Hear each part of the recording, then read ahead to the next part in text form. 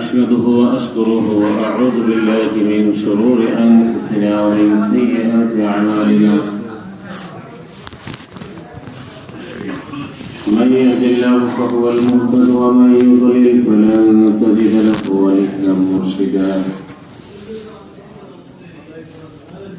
أشهد أن لا إله إلا الله وحده لا شريك له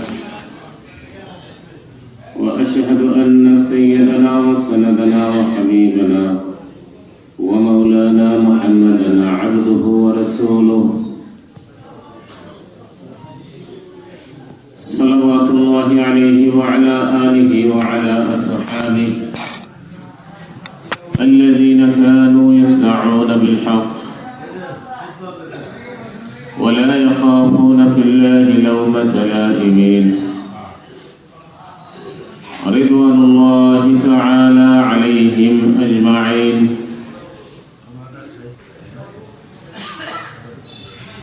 أما بعد فقد قال الله سبحانه وتعالى في كلامه المجيد بعد أعوذ بالله من الشيطان الرجيم والذين جاهدوا فينا لنهدينهم سبلنا وإن الله لمع المحسنين وقال الله سبحانه وتعالى وإن تطيعوه تهتدوا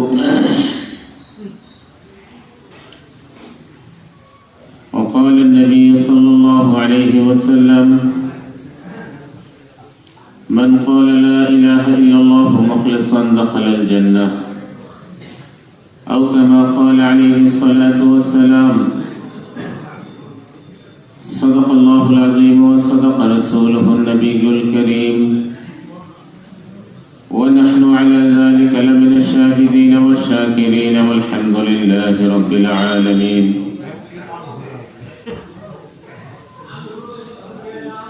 मेरे मोहतरम दोस्तों बुजुर्गों अल्लाह पाक रब्बुल आलमीन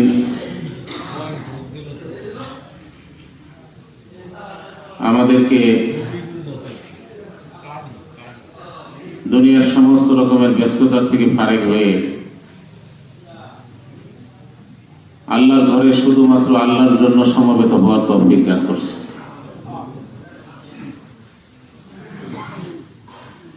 আমাদের এখানে আসা এবং বসা এটা কোনো পদ পদবী, দুনিয়াবি কোনো আসবাব হাসিল করা, দুনিয়ার কোনো জিনিসের উদ্দেশ্যে নয়, বরং আমাদের এখানে আসা বসা শোনা এই সব কিছু শুধুমাত্র আল্লাহর জন্য।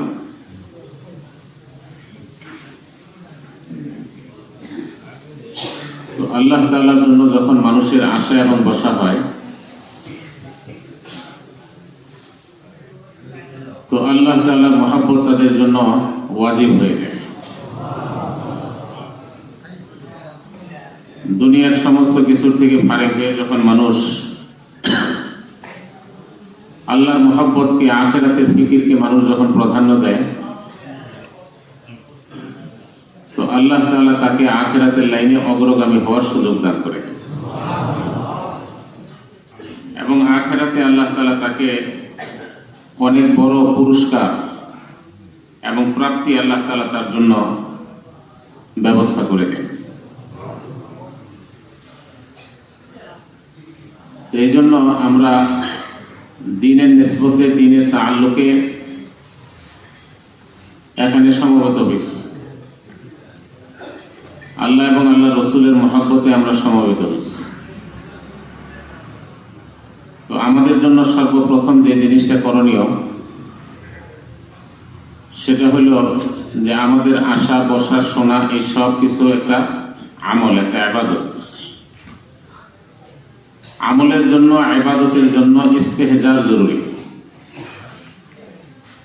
ইস্তেহজার কাকে বলে?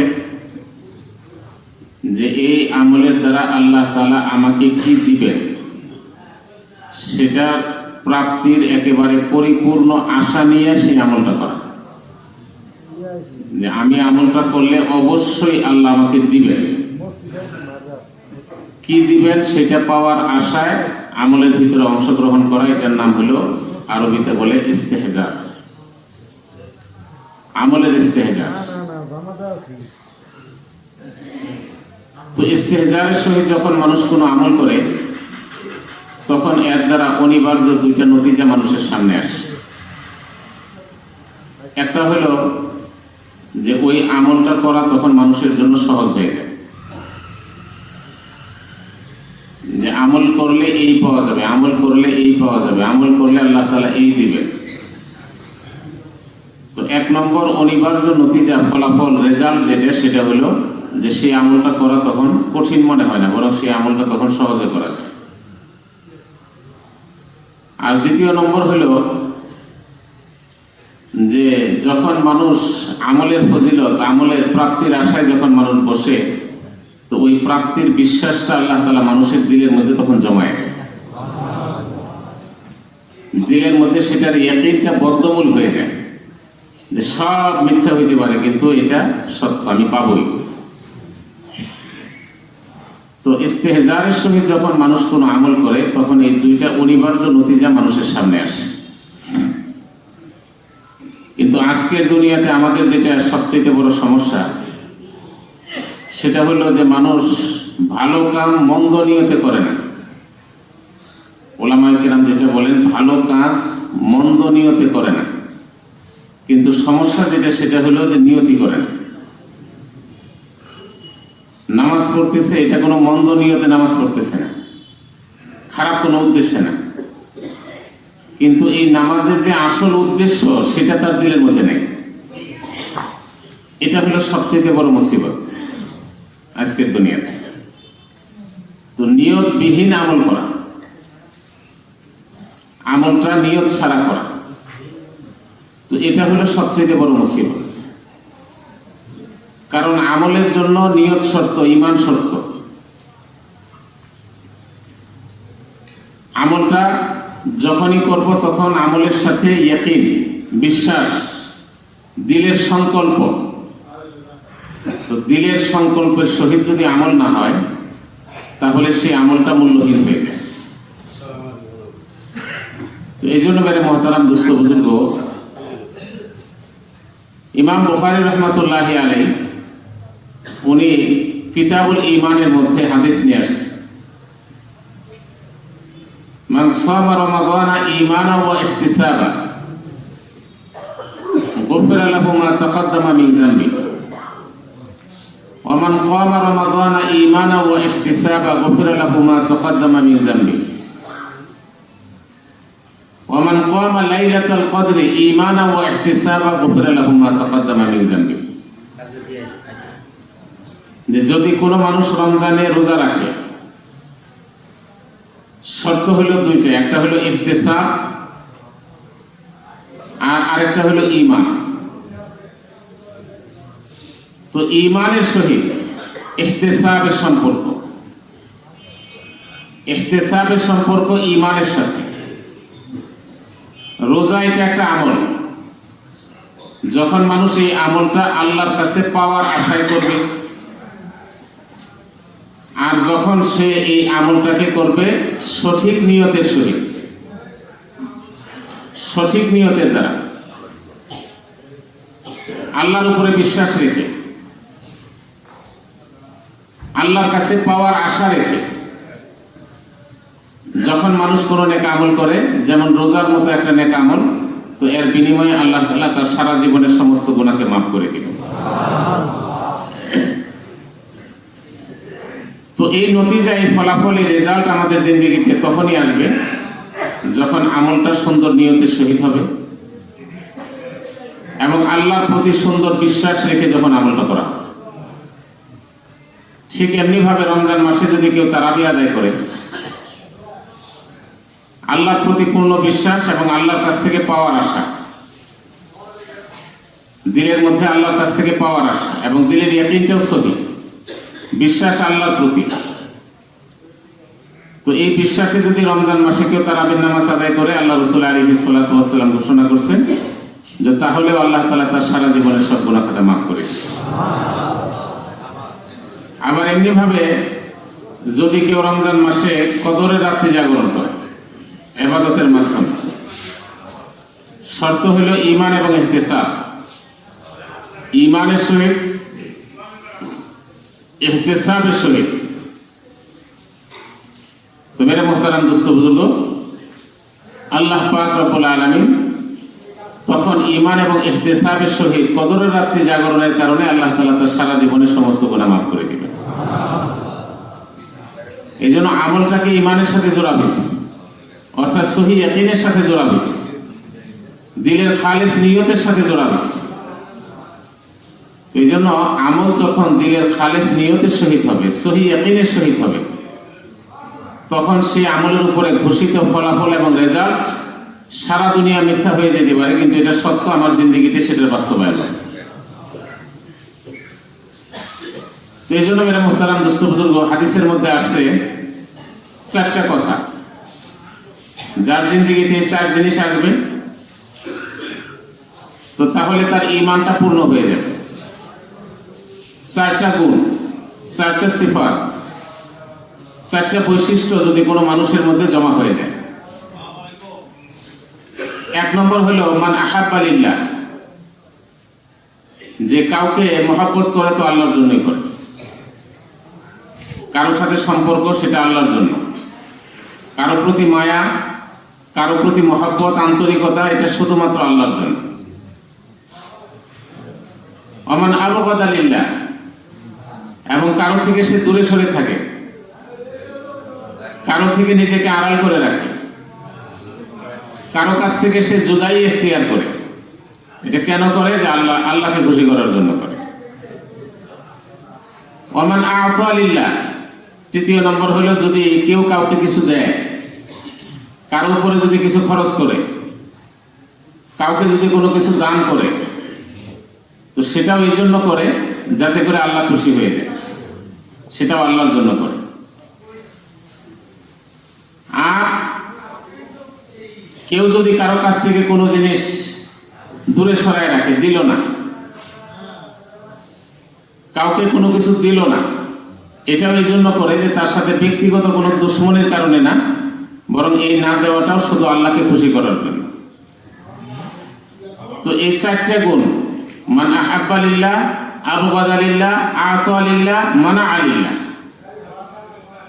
মহব্বত করে আল্লাহর জন্য, জুদাই ইখতিয়ার করে আল্লাহর জন্য, দেয়ও আল্লাহর জন্য, দেওয়া বন্ধ করে দেয় সেটাও আল্লাহর জন্য, ফাকাদ ইসতাকমালাল ঈমান। তো তাহলে সে যেন তার ঈমানটাকে পরিপূর্ণ বানায় নেয়, সে পূর্ণ ঈমানের অধিকারী হয়ে গেল, পরিপূর্ণ ঈমানের অধিকারী সে হয়ে গেল, তার ঈমান পাক্কা, ঈমান পরিপূর্ণ। তো এই জন্য মেরে মুহতারাম দোস্ত বুজুর্গ, অপর এক হাদিসের মধ্যে আসছে, যেটা হাদিসে কুদসি, আল্লাহ রাসূল আলাইহিস সালাতু ওয়াস সালাম সরাসরি আল্লাহর রেফারেন্সে আমাদেরকে শোনাইছে। হাদিসে কুদসি, যেটার ভাষা এবং অর্থ সরাসরি আল্লাহ, রেফারেন্স আল্লাহ, শোনাইছেন আল্লাহ রাসূল আমাদের, যে কিয়ামতের দিবসে আল্লাহ তাআলা কিছু কিছু মানুষকে পুরা মজমার থেকে, হাসরের ময়দানের পুরা মজমার থেকে কিছু কিছু মানুষকে আল্লাহ তাআলা ডেকে তাদেরকে বাছাই করে নেবেন। আল্লাহ তাআলা হাসরের ময়দানে ঘোষণা করবেন যে আমার জন্য কারা দুনিয়াতে মহব্বত রাখছে, আইনাল মুতাহাব্বুনা ফিল্লাহ, ওই সমস্ত লোকগুলি কোথায় যারা দুনিয়াতে একজন আরেকজনকে মহব্বত করতো শুধু আল্লাহর জন্য। এই লোকগুলিকে আল্লাহ তাআলা বাছাই করবেন সেদিন। আইনাল মুতাহাব্বুনা, যারা একে অপরকে মহব্বত করত। কেন মহব্বত করতো? আল্লাহর জন্য মহব্বত করত। তো এই মানুষগুলিকে আল্লাহ তাআলা বাছাই করবেন। আর মেরে মুহতারাম দোস্ত বুজুর্গ, দ্বিতীয় নম্বর হলো যে আল্লাহ তাআলা হাসরের ময়দানে সব মানুষের মাঝ থেকে ওই মানুষগুলিকে আল্লাহ তাআলা বাছাই করবেন, আলাদা করবেন, ডাক দিবেন, আইনাল মুতাজালিসুন, যে ওই সমস্ত লোকগুলি কোথায় যারা একত্রে বসতো, যেমন আজকে আমাদের এই বসা, বিভিন্ন এলাকার থেকে, বিভিন্ন গ্রামের থেকে, বিভিন্ন মহল্লার থেকে, বিভিন্ন ইউনিয়ন থেকে, বিভিন্ন থানার থেকে, এই যে আমাদের বসা, এক এক বংশের এক এক লোক, এক এক গ্রামের এক এক লোক, এক এক শ্রেণীভুক্ত এক এক লোক, এই সমস্ত মানুষের বসা একত্রে কি জন্য? শুধু আল্লাহকে রাজি করার জন্য। তো এই সিফাতের মানুষগুলিকে আল্লাহ তাআলা হাশরের ময়দানে সমস্ত মানুষ থেকে আলাদা করবে, তাদেরকে আলাদা করে নিয়ে আসবে। আর দ্বিতীয় নম্বর হইল আইনাল মুতাজাবিরুন হিয়া। হাদিসের মধ্যে আসছে ওই সমস্ত মানুষগুলি কোথায়? যারা একজন আরেকজনের সাথে সাক্ষাৎ করতো শুধু আল্লাহকে খুশি করার জন্য। একজন আরেকজনের সাথে সাক্ষাৎ করত আল্লাহকে খুশি করার জন্য। চতুর্থ নম্বরে আল্লাহ তাআলা ওই শ্রেণীর মানুষগুলিকে আলাদা করবেন যাদের গুণ ছিল আইনাল মুতাবাদিলুনা ফিয়া, যে যারা একজন আরেকজনের উপরে খরচ করত শুধু আল্লাহকে রাজি করার জন্য। তো এই চার শ্রেণীর মানুষ, এদেরকে হাশরের ময়দানে আল্লাহ তাআলা আলাদা করবেন সব মানুষের মাঝে। এরপরে এই চার শ্রেণীর মানুষকে বলবেন আল্লাহ তাআলা নিজে, আল ইয়াউম উযিল্লুহুম ফি যিল্লি ইয়াউমা লা যিল্লা ইল্লা যিল্লি। আল্লাহ বলবেন যে আজকে তোমাদেরকে তোমাদের এই গুণের কারণে, তোমাদের এই সিফাতের কারণে, দুনিয়াতে এই সিফাত অর্জন করার কারণে আজকে আমি আমার আরশের ছায়া তুলে তোমাদেরকে ছায়া দান করব। আর সেদিন আল্লাহর আরশের ছায়া ব্যতি রেখে হাশরের ময়দানে আর কোনো ছায়ার ব্যবস্থা থাকবে না। মেরে মোহতারাম দোস্ত বুজুর্গ, তো এই শ্রেণীভুক্ত মানুষগুলির আখিরাতের ময়দানে সীমাহীন দাম হবে, সীমাহীন দাম হবে, সীমাহীন মর্যাদা হবে। তো মেরে মোহতারাম দোস্ত বুজুর্গ, তো আজকে আমাদের এখানে একত্র হওয়া, এখানে একত্র হয়ে বসা, এখানে জমা হওয়া,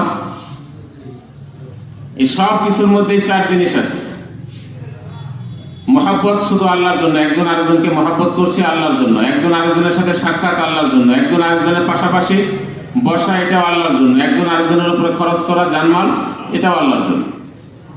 তো এই শ্রেণীভুক্ত মানুষগুলিকে আল্লাহ তাআলা কিয়ামতের দিবসে আপন আরশের ছায়া তোলে আল্লাহ তাআলা ছায়া দান করে। আল্লাহ পাক রব্বুল আলামিন আখিরাতে হাশরের ময়দানে এই গুণ বিশিষ্ট হয়ে সেই আল্লাহর ছায়া তোলে, ছায়া লাভ করার তৌফিক আমাদের সবাইকে নসিব করে।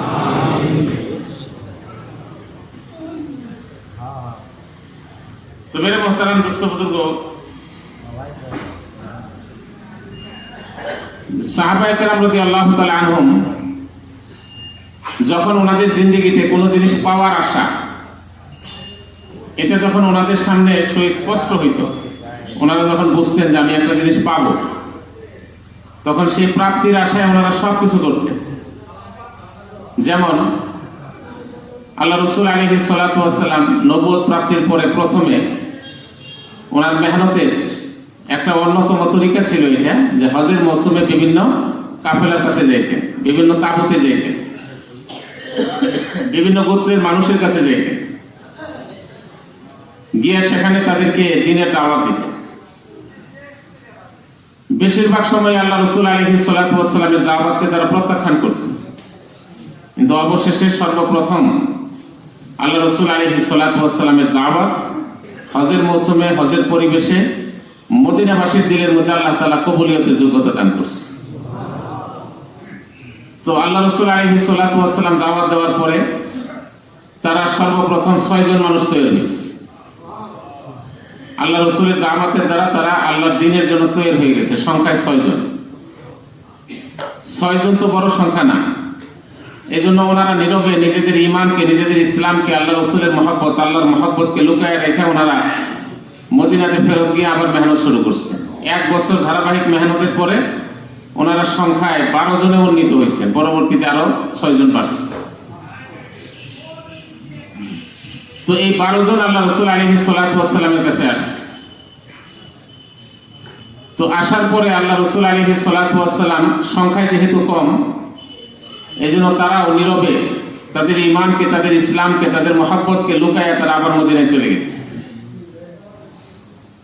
পরবর্তী বছর যখন আসছেন তখন তাদের সংখ্যা 72 বা 73 জন হয়ে গেছে। তো এখন সংখ্যায় মোটামুটি একটা ভালো অংশ হয়ে গেছে, একটা ভালো সংখ্যায় চলে আসছে। আর আল্লাহ রাসূল আলাইহিস সালাতু ওয়াস সালামও ওই সময় বিভিন্ন ঘাটিতে, বিভিন্ন তাঁবুতে, বিভিন্ন বাজারে গিয়ে এলান যেটা করতেন, দাওয়াত যেটা দিতেন, মাই ইউকবিনি ওয়া মাই ইয়ানসুরুনি হাত্তা উবালিগা রিসালাতাল্লাহি, যে আমাকে কেউ জায়গা দিবে, কেউ আসো আমাকে একটু আশ্রয় দিবে, কেউ আসো আমাকে আল্লাহর দ্বীন মানুষের কাছে পৌঁছানোর জন্য সাহায্য করবে। তো এইভাবে আল্লাহ রাসূল আলাইহিস সালাতু ওয়াস সালাম মানুষের ময়দানে দাওয়াত দিতেন আর মানুষকে ডাকতেন দ্বীনের নসরতের জন্য, দ্বীনের সাহায্যের জন্য, আল্লাহ রাসূলের সাহায্যের জন্য, এভাবে ডাকতেন। তো ওই সময় মদিনাবাসী চিন্তা করলেন যে আমরা তো এখন সংখ্যায় মোটামুটি একটা ভালো অবস্থানে পৌঁছে গেছি, তো এখন আল্লাহ রাসূলকে আমন্ত্রণ জানানো যায় মদিনাতে, যে আপনি মক্কার এই বিরোধপূর্ণ পরিবেশ ছেড়ে দিয়ে আপনি মদিনাতে চলে আসেন। তো ওই সময় আল্লাহ রাসূল আলাইহিস সালাতু ওয়াস সালামের সাথে ওনার চাচা হযরতে আব্বাস রাদিয়াল্লাহু তাআলা আনহু ছিলেন। উনি ওই সময় মুসলমান হন নাই। হযরত আব্বাস রাদিয়াল্লাহু তাআলা আনহু তো বদরের যুদ্ধের পরে মুসলমান হয়েছে,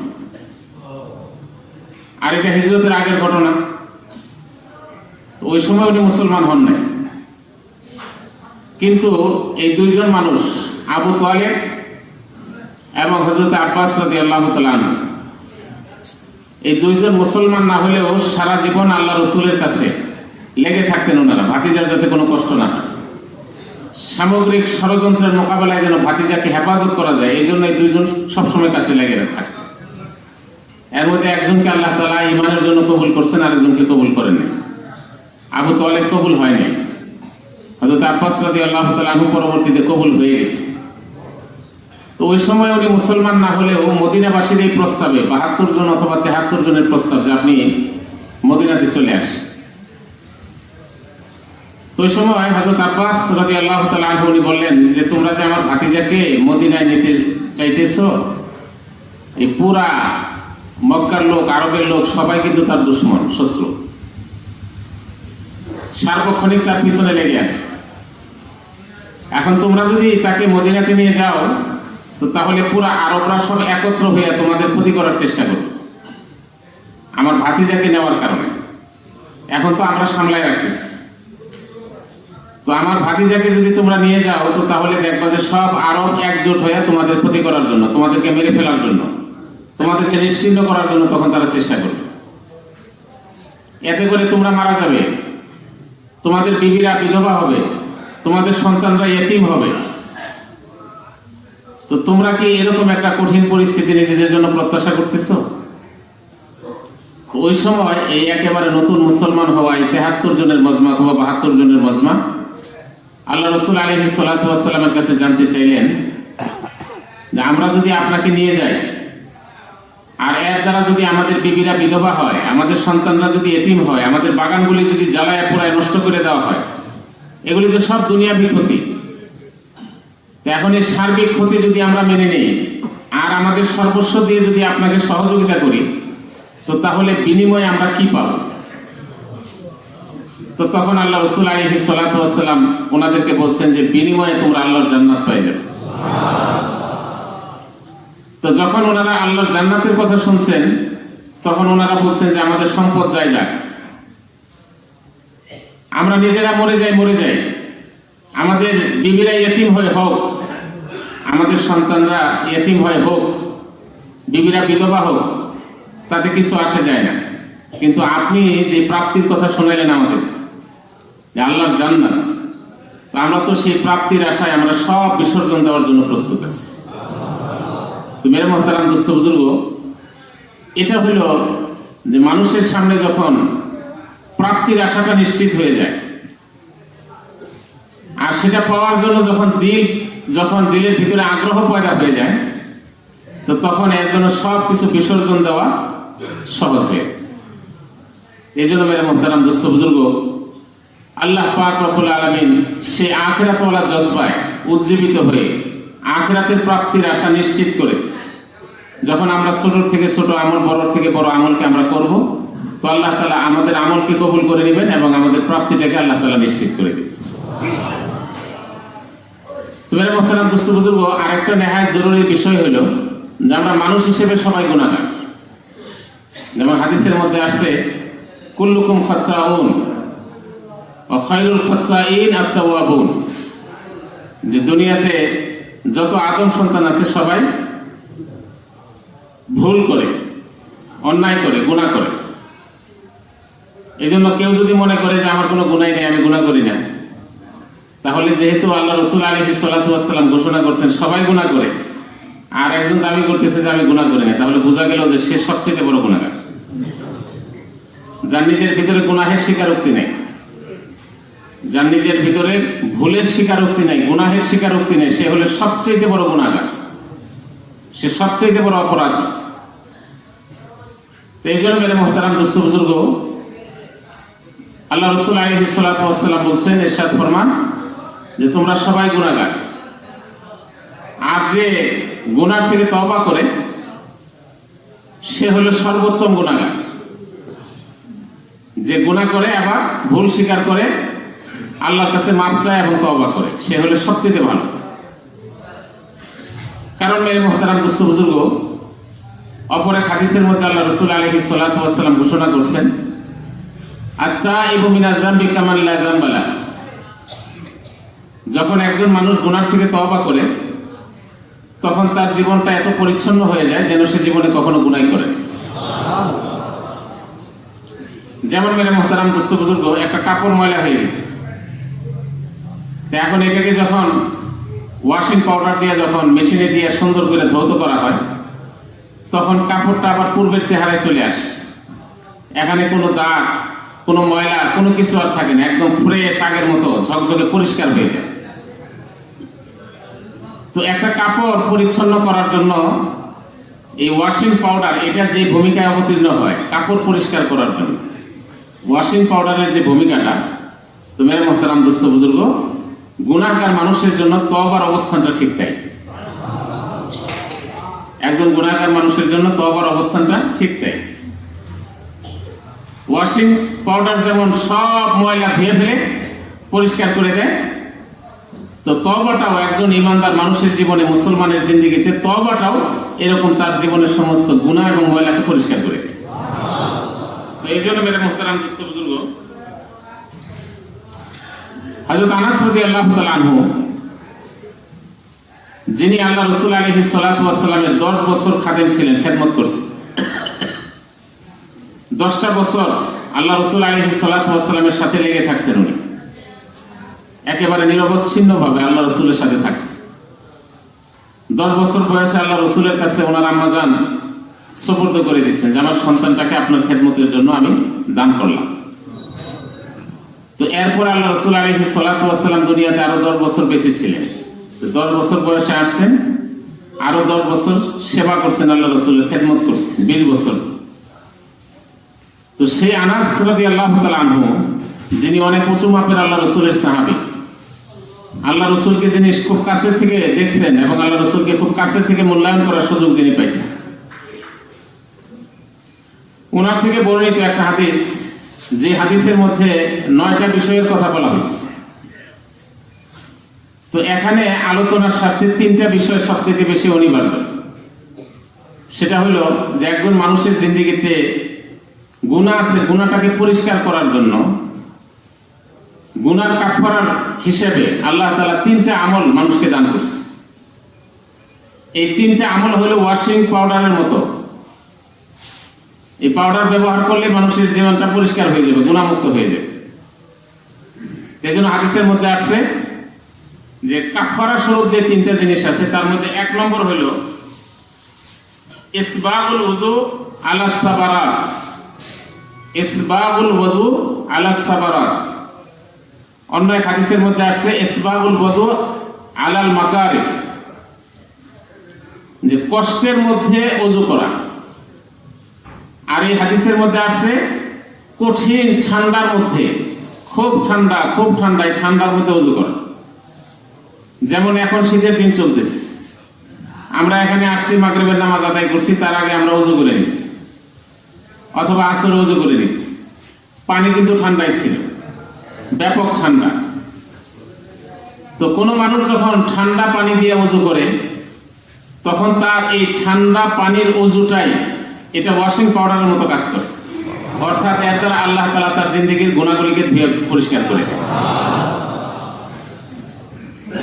এটা হলো গুনাহ কাফারা স্বরূপ একটা আমল।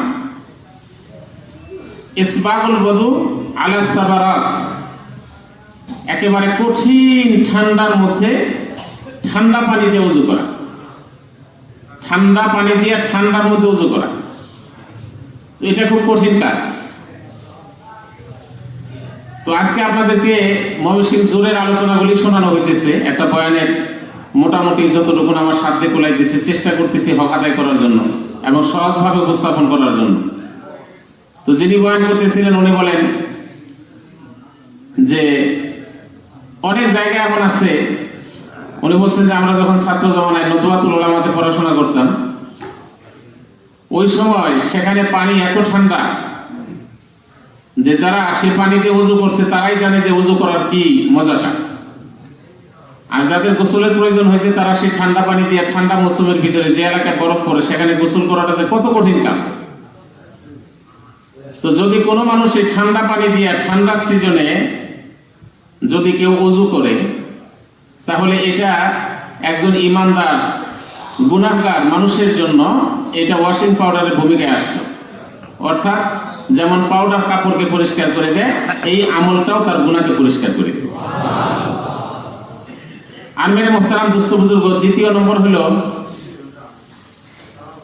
যে এক নামাজের পরে আরেক নামাজের জন্য অপেক্ষমান থাকা। এটা মানব জীবনে একটা কাফারা আমল, কাফারার আমল এটা, যে এক নামাজের পরে সে আরেক নামাজের জন্য অপেক্ষমান আছে। তো এটার দ্বারা কাফারা হয়ে যাবে, অর্থাৎ তার গুনাহ পরিষ্কার হয়ে যাবে। এজন্য আসর পড়ছি মার্কাজে এসে মাগরিব পর্যন্ত বসে আছে আরেক নামাজের অপেক্ষা। আবার মাগরিব হয়ে গেছে, এখন ধ্যানের সহিত কথা শুনছি আর অপেক্ষা করতেছি এশার নামাজের জন্য।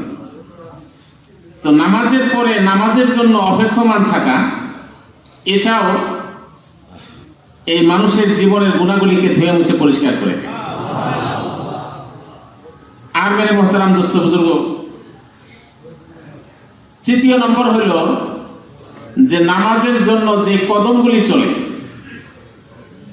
যেমন আমরা বাড়ি থেকে বের হয়ে যখন কদম ফেলানো শুরু করছি, তো এক একটা কদম মানব জীবনে ওই ওয়াশিং পাউডারের ভূমিকা অবতীর্ণ। অর্থাৎ সে যত কদম ফেলতেছে তার তত গুনাহ মাফ হইতেছে, তার তত গুনাহ মাফ হয়ে যেতেছে।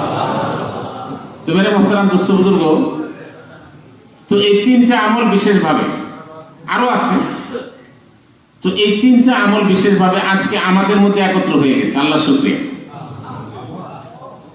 তিনটা আমলে একত্রে এসে গেছে।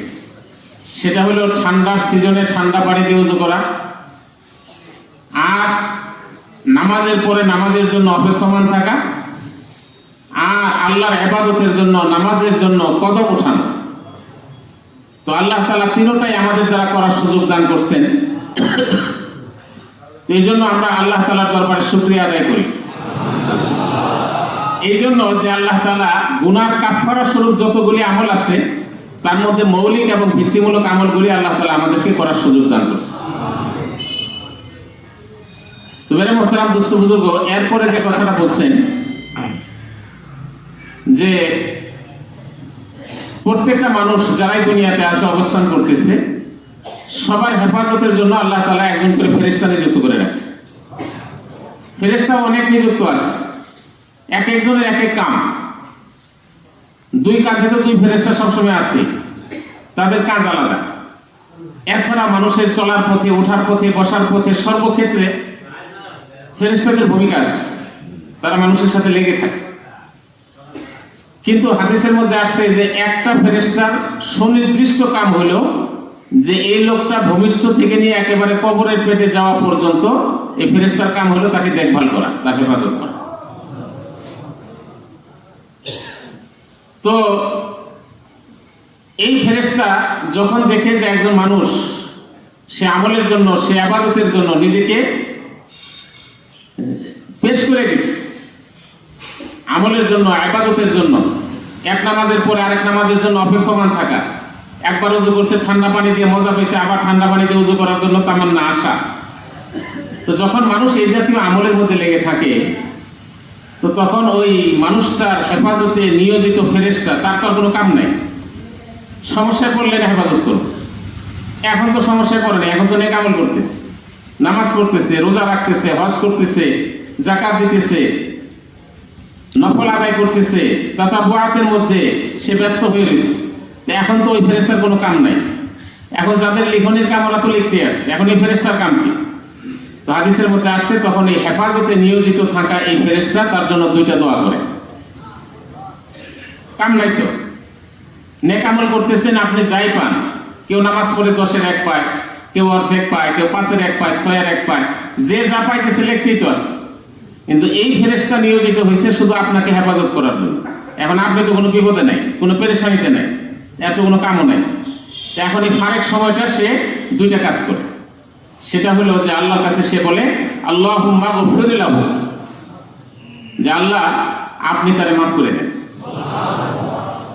আর দ্বিতীয় নম্বর হলো আল্লাহুম্মা আরহামহু, আল্লাহর কাছে সে প্রতিনিয়ত বলতে থাকে যে আল্লাহ তারে আপনি রহমত দিন। এখন একটা হলো মাগফিরাত আর আরেকটা হলো রহমত। তো উনি বলছেন এই কথা যে মাগফিরাতের অর্থ কি? আল্লাহ আপনি তাকে মাফ করে দেন, এই কথার অর্থটা কি? তো উনি বলছেন যে আল্লাহ মাফ করে দেওয়ার অর্থ হলো যে আল্লাহ তারে জাহান্নাম থেকে মুক্তি দিয়ে দেন। কারণ যাকে আল্লাহ মাফ করে দিবেন তাকে আল্লাহ জাহান্নামে দিবেন। তো এখন এই ফেরেশতা যে হেফাজতের জন্য নিয়োজিত, সে যে তার জন্য দোয়া করতেছে, কেন দোয়া করতেছে? যে সে এক নামাজের পরে আরেক নামাজের জন্য অপেক্ষমান আছে, এক ইবাদতের পরে আরেকটা ইবাদতের জন্য সে অপেক্ষমান। একবার মুয়াজ্জিনের আজান শুনছে, সে নামাজ আদায় করছে, এখন পরবর্তী আজানের অপেক্ষায় আছে।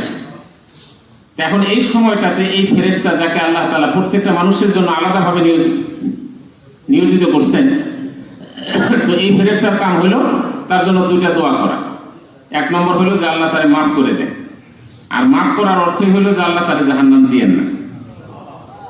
আর দ্বিতীয় নম্বর হলো আল্লাহুম্মা আরহামহু, আল্লাহ আপনি তার উপরে রহম করেন।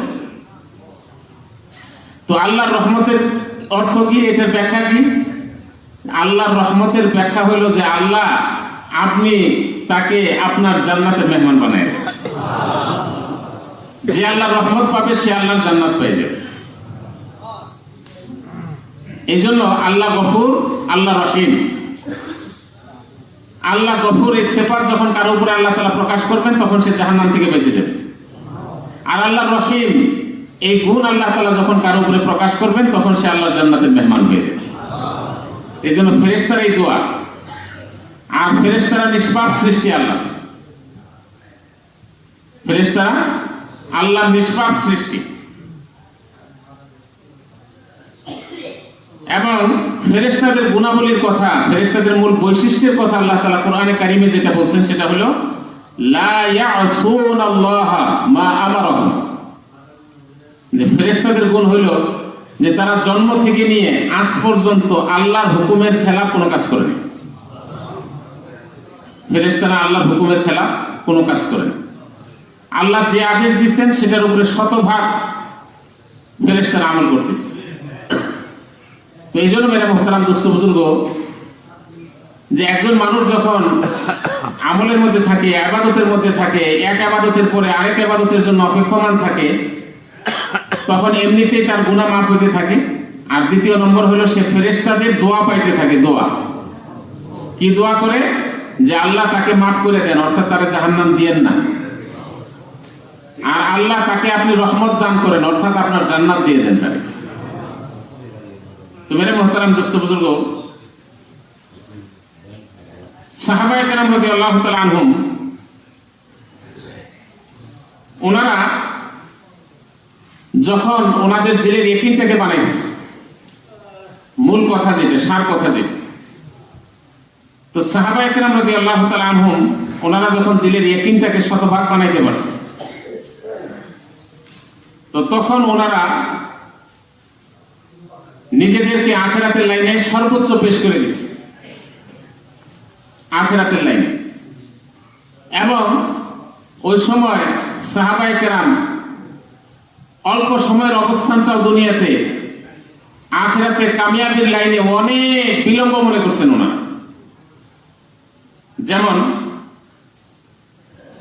উহুদের যুদ্ধে এক সাহাবী আল্লাহ রাসূল আলাইহিস সালাতু ওয়াস সালামের কাছে ওই সময় আসলেন যখন একেবারে ঘুমসান লড়াই চলতেছে ময়দানে। আয়েশা বললেন যে ইয়া রাসূলুল্লাহ, আমি তো আজকে ময়দানে আসছি আপনার সাথে, এখন লড়াই একেবারে কঠিন ভাবে চলতেছে যুদ্ধ, তো আমি যদি এই যুদ্ধের মধ্যে ঝাঁপায়া পড়ি, এই যুদ্ধে যদি আমি ঝাঁপায়া পড়ি আর এখানে গিয়ে যদি আমি শহীদ হয়ে যাই, তো তাহলে আল্লাহ তাআলা আমাকে কি দিবে? তো তখন আল্লাহ রাসূল আলাইহিস সালাতু ওয়াস সালাম বললেন যে তুমি আল্লাহর রাস্তায় জিহাদ করতে গিয়ে তোমার শরীরের থেকে রক্তের প্রথম ফোঁটাটা জমিনে পড়ার আগে আল্লাহ তাআলা তোমার জন্য জান্নাত ওয়াজিব করে দিবেন, তুমি জান্নাতি হয়ে যাবে। তো এটা শোনার পরে উনি আর বিলম্ব করেন নাই, সাথে সাথে উন্মুক্ত তরবারি নিয়ে ময়দানে ঢুকে পড়ছে। ওই সময় উনি একটা খেজুর খাইতেছিলেন, খেজুর হাতে ছিল ঝাঁপানোর জন্য। আর এদিকে আল্লাহ রসুলের সুসংবাদ যে তুমি যদি আল্লাহর জন্য, আল্লাহর দ্বীন, আল্লাহর কালেমাকে বুলন্দ করার জন্য ময়দানে অবতীর্ণ হও, আর তরবারি যদি খোঁচা লাগে, রক্তের প্রথম ফোঁটা জমিনে পড়ার আগে তোমার জন্য আল্লাহর জান্নাত রেডি হয়ে যাবে, তুমি জান্নাতি হয়ে যাবে। তো উনি খেজুরটারে ফালায় দিলেন আর কি বললেন, ইন্নাহা লাহায়াতুন তাবিলা, যে এই খেজুরটা খাইতে তো অনেক লম্বা সময় লেগে যাবে, এত লম্বা সময় অপেক্ষা করা আল্লাহর জান্নাতের জন্য, এটা তো আমার দ্বারা সম্ভব না, আমার তো আল্লাহর জান্নাত চাই, এই জন্য খেজুরটা ফেলে দিলেন। ইন্নাহা লাহায়াতুন তাবিলা, যেটা অনেক লম্বা সময়, একটা খেজুর খাইতে যে সময় লাগবে, আমি আল্লাহর জান্নাতে যাইতে এতটুকু দেরি কেন করবো? তো অনেক লম্বা সময়, এই জন্য খেজুরটা ফেলাই দিচ্ছে, দিয়ে ময়দানে ঢুকে পড়ছে এবং তিনি সেখানে শহীদ হয়ে গেছে। যখন ওনার বুকের মধ্যে তীর লাগছে আর উনি একেবারে শেষ হয়ে যাইতেছে, জানটা বেরোয় যাইতেছে, তো এই সাহাবীর ওই মুহূর্তে সর্বশেষ কথা যেটা ছিল সেটা হলো ফুস্তু ওয়া রাব্বিল কাবা।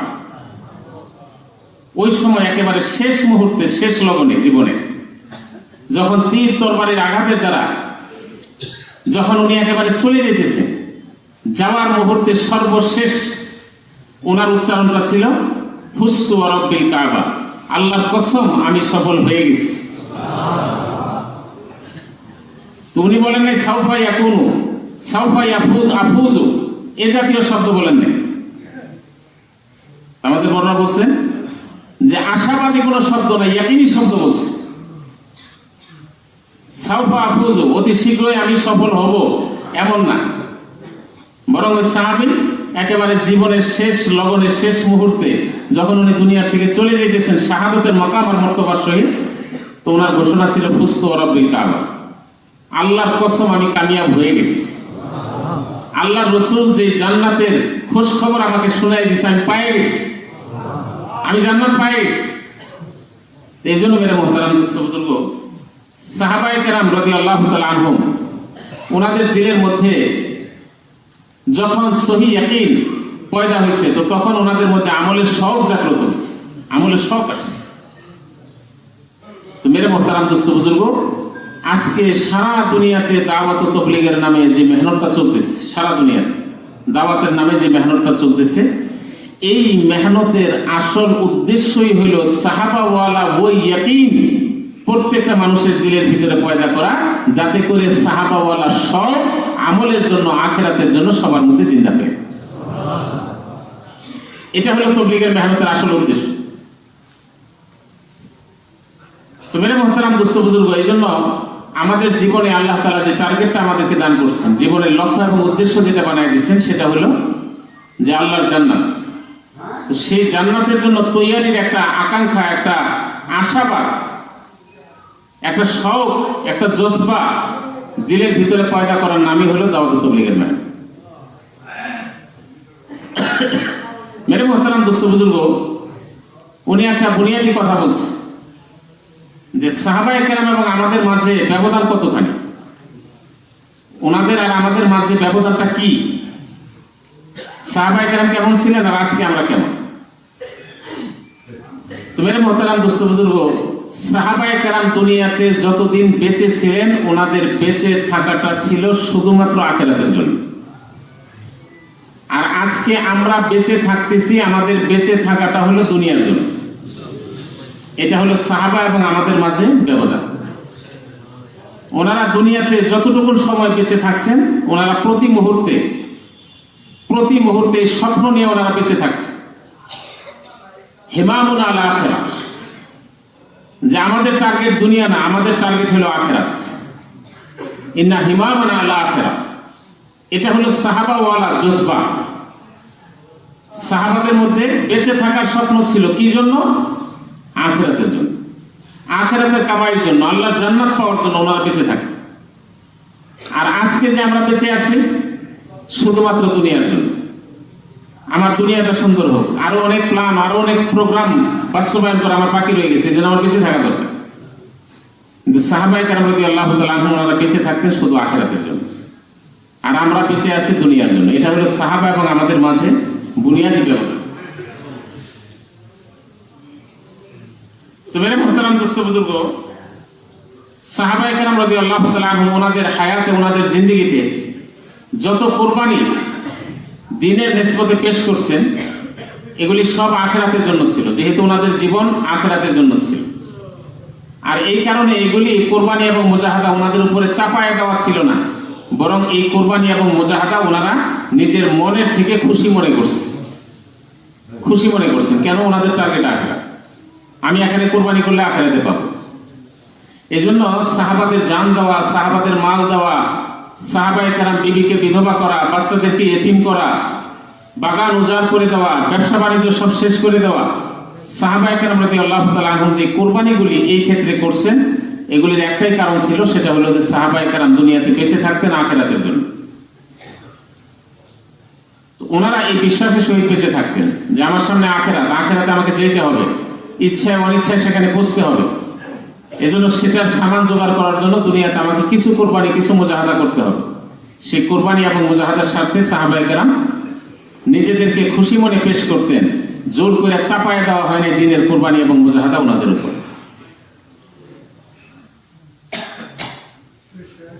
তো মেরে মুহতারাম দোস্ত বুজুর্গ, এই জন্য সাহাবায়ে কেরাম রাদিয়াল্লাহু তাআলা আনহুম যখনই ওনাদের সামনে আখিরাত আসছে, ওনারা তখনই আখিরাতকে প্রাধান্য দিচ্ছেন, দুনিয়াকে পিছনে রাখছে।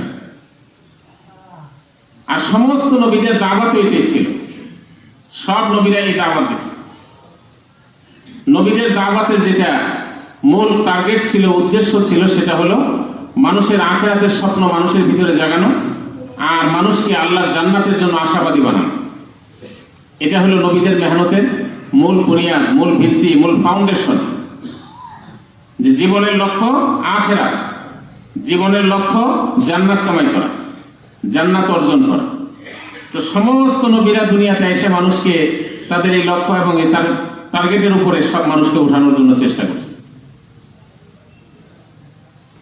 তো মেরে মুহতারাম দোস্ত বুজুর্গ, দুনিয়ার মধ্যে তো অবস্থা অনেক।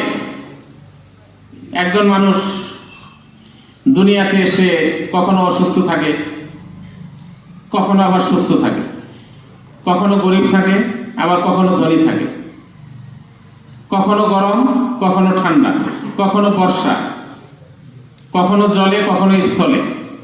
দুনিয়াতে মুখতালিফ আহওয়াল আল্লাহ তাআলা মানুষের সামনে বানায় রাখছে। কিন্তু মেরে মুহতারাম দোস্ত বুজুর্গ, আখিরাতে কিন্তু হালত শুধুমাত্র দুইটা। আখিরাতের হালত শুধু দুইটা, একটা হলো শাস্তির হালত, আর একটা হলো শান্তির হালত। আখিরাতে দুইটা, হয় শান্তি না হয় শাস্তি। দুনিয়াতে হালত অনেক, কিন্তু আখিরাতে হালত শুধুমাত্র দুইটা, হয় শান্তি পাবে না হয় শাস্তি পাবে। তো মেরে মুহতারাম দোস্ত বুজুর্গ, আখিরাতে যে শান্তি পেয়ে গেল, তো মেরে মুহতারাম দোস্ত বুজুর্গ, তার এই শান্তি আর কোনোদিন শেষ হবে না, সব সময়ের জন্য পেয়ে গেল। আখিরাতে যে শাস্তি পাইল, এই শাস্তিও আর শেষ হবে না, সবসময়ের জন্য সে শাস্তির মধ্যে চলতে থাকে। তো মেরে মোহতারাম দোস্ত বুজুর্গ, এই জন্য আল্লাহ পাক রব্বুল আলামিন কুরআনে কারীমে ঘোষণা করছেন, ওয়াত্তাকু ইয়াওমান তুরজাউনা ফীহি ইলাল্লাহ সুম্মা তুওয়াফা কুল্লু নাফসিন মা কাসাবাত। তো মেরে মোহতারাম দোস্ত বুজুর্গ, ওয়াত্তাকু ইয়াওমান তুরজাউনা ফীহি ইলাল্লাহ, উলামায়ে কেরামের অভিমত হইল যে এটা অবতীর্ণ কোরআনের সর্বশেষ আয়াত। এই আয়াতটাই কোরআনের সর্বশেষ অবতীর্ণ হয়েছে। ওয়াত্তাকু ইয়াওমান তুরজাউনা ফীহি ইলাল্লাহ, তোমরা সেদিনকে ভয় করো, তোমরা সেদিনের ভয় নিয়ে জীবনটাকে গঠন করো যেদিন তোমাদের সবাইকে আল্লাহর সামনে গিয়ে দাঁড়াইতে হবে। আল্লাহর ঘোষণা এবং কোরআনের সর্বশেষ আয়াত এটাই নাযিল হয়েছে। উনি বলেন যে আপনারা হয়তো আগে শুনছেন, আলিয়াউমা আকমালতু লাকুম দীনাকুম ওয়া আতমামতু আলাইকুম নি'মাতি ওয়া রাদিতু, তো মেরে মুহতারাম দোস্ত বুজুর্গ, তো আলিয়াউমা আকমালতু লাকুম দীনাকুম, তো আল্লাহ তাআলার যে ঘোষণা আলিয়াউমা আকমালতু লাকুম দীনাকুম, যে আজকে আমি তোমাদের জন্য তোমাদের দ্বীনকে পরিপূর্ণ করে দিলাম, এটা আল্লাহ রাসূল আলাইহিস সালাতু ওয়াস সালামের বিদায় হজে সর্বশেষ আওয়ামের সংক্রান্ত আহকাম সংক্রান্ত সর্বশেষ আয়াত, যে এখন আমি তোমাদের জন্য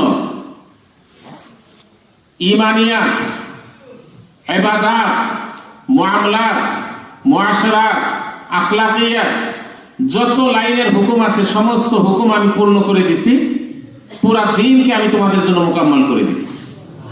কিন্তু মেরে মুহতারাম দোস্ত বুজুর্গ, উনি বলেন যে উলামায়ে কেরামের অভিমত হলো বিদায় হজের থেকে মদিনাতে ফেরার পরে আল্লাহ রাসূলের জীবনে সর্বশেষ আয়াত যেটা নাযিল হয়েছে, সর্বশেষ আয়াত, সেটা আওয়ামের সংক্রান্ত না, হুকুম সংক্রান্ত না, বিধান সংক্রান্ত না, বরং সে আয়াতটা হলো তরগিব এবং তরহিব সংক্রান্ত। মানুষকে আখিরাতের আশায় উজ্জীবিত করা, মানুষকে আল্লাহর আযাবের ভয়ে ভীত করা, তরগিব এবং তরহিব সংক্রান্ত একেবারে সর্বশেষ। কোরআনের মধ্যে ভয়ের কথা আছে, আশার কথা আছে, এই সর্বশেষ সেটা স্মরণ করাই দিয়েছেন আল্লাহ তাআলা। এটা হলো কোরআনের সর্বশেষ আয়াত, ওয়াত্তাকু ইয়াওমান তুরজাউনা ফীহি ইলাল্লাহ, তোমরা সেই দিনটাকে ভয় করো যেদিন তোমাদের সবাইকে আল্লাহর কাছে ফিরে যেতে হবে।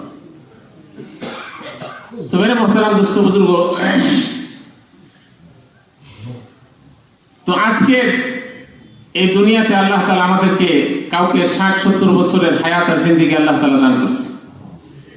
তো দুনিয়ার 60-70 বছরের জিন্দেগি, হায়াতের জিন্দেগি, এটার মধ্যে মানুষের জীবনে এত আশা, এত তামান্না, যেগুলি পুরা করার জন্য যথেষ্ট সময়ও নাই দুনিয়াতে, আর প্রয়োজনীয় আসবাবও দুনিয়াতে নাই। এই জন্য মানুষ তো আশা মেলা করে, কিন্তু আশা পূর্ণ হয়। এত আশা, এত আশা, এত আশা, আশার কোনো শেষ নেই। কিন্তু মরার আগেও মানুষের মধ্যে হাজারো আশা থেকে যায়, সব আশা পূর্ণ হয় না। পূর্ণ হওয়ার জায়গা দুনিয়া না। তো মেরে মুহতারাম দোস্ত বুজুর্গ,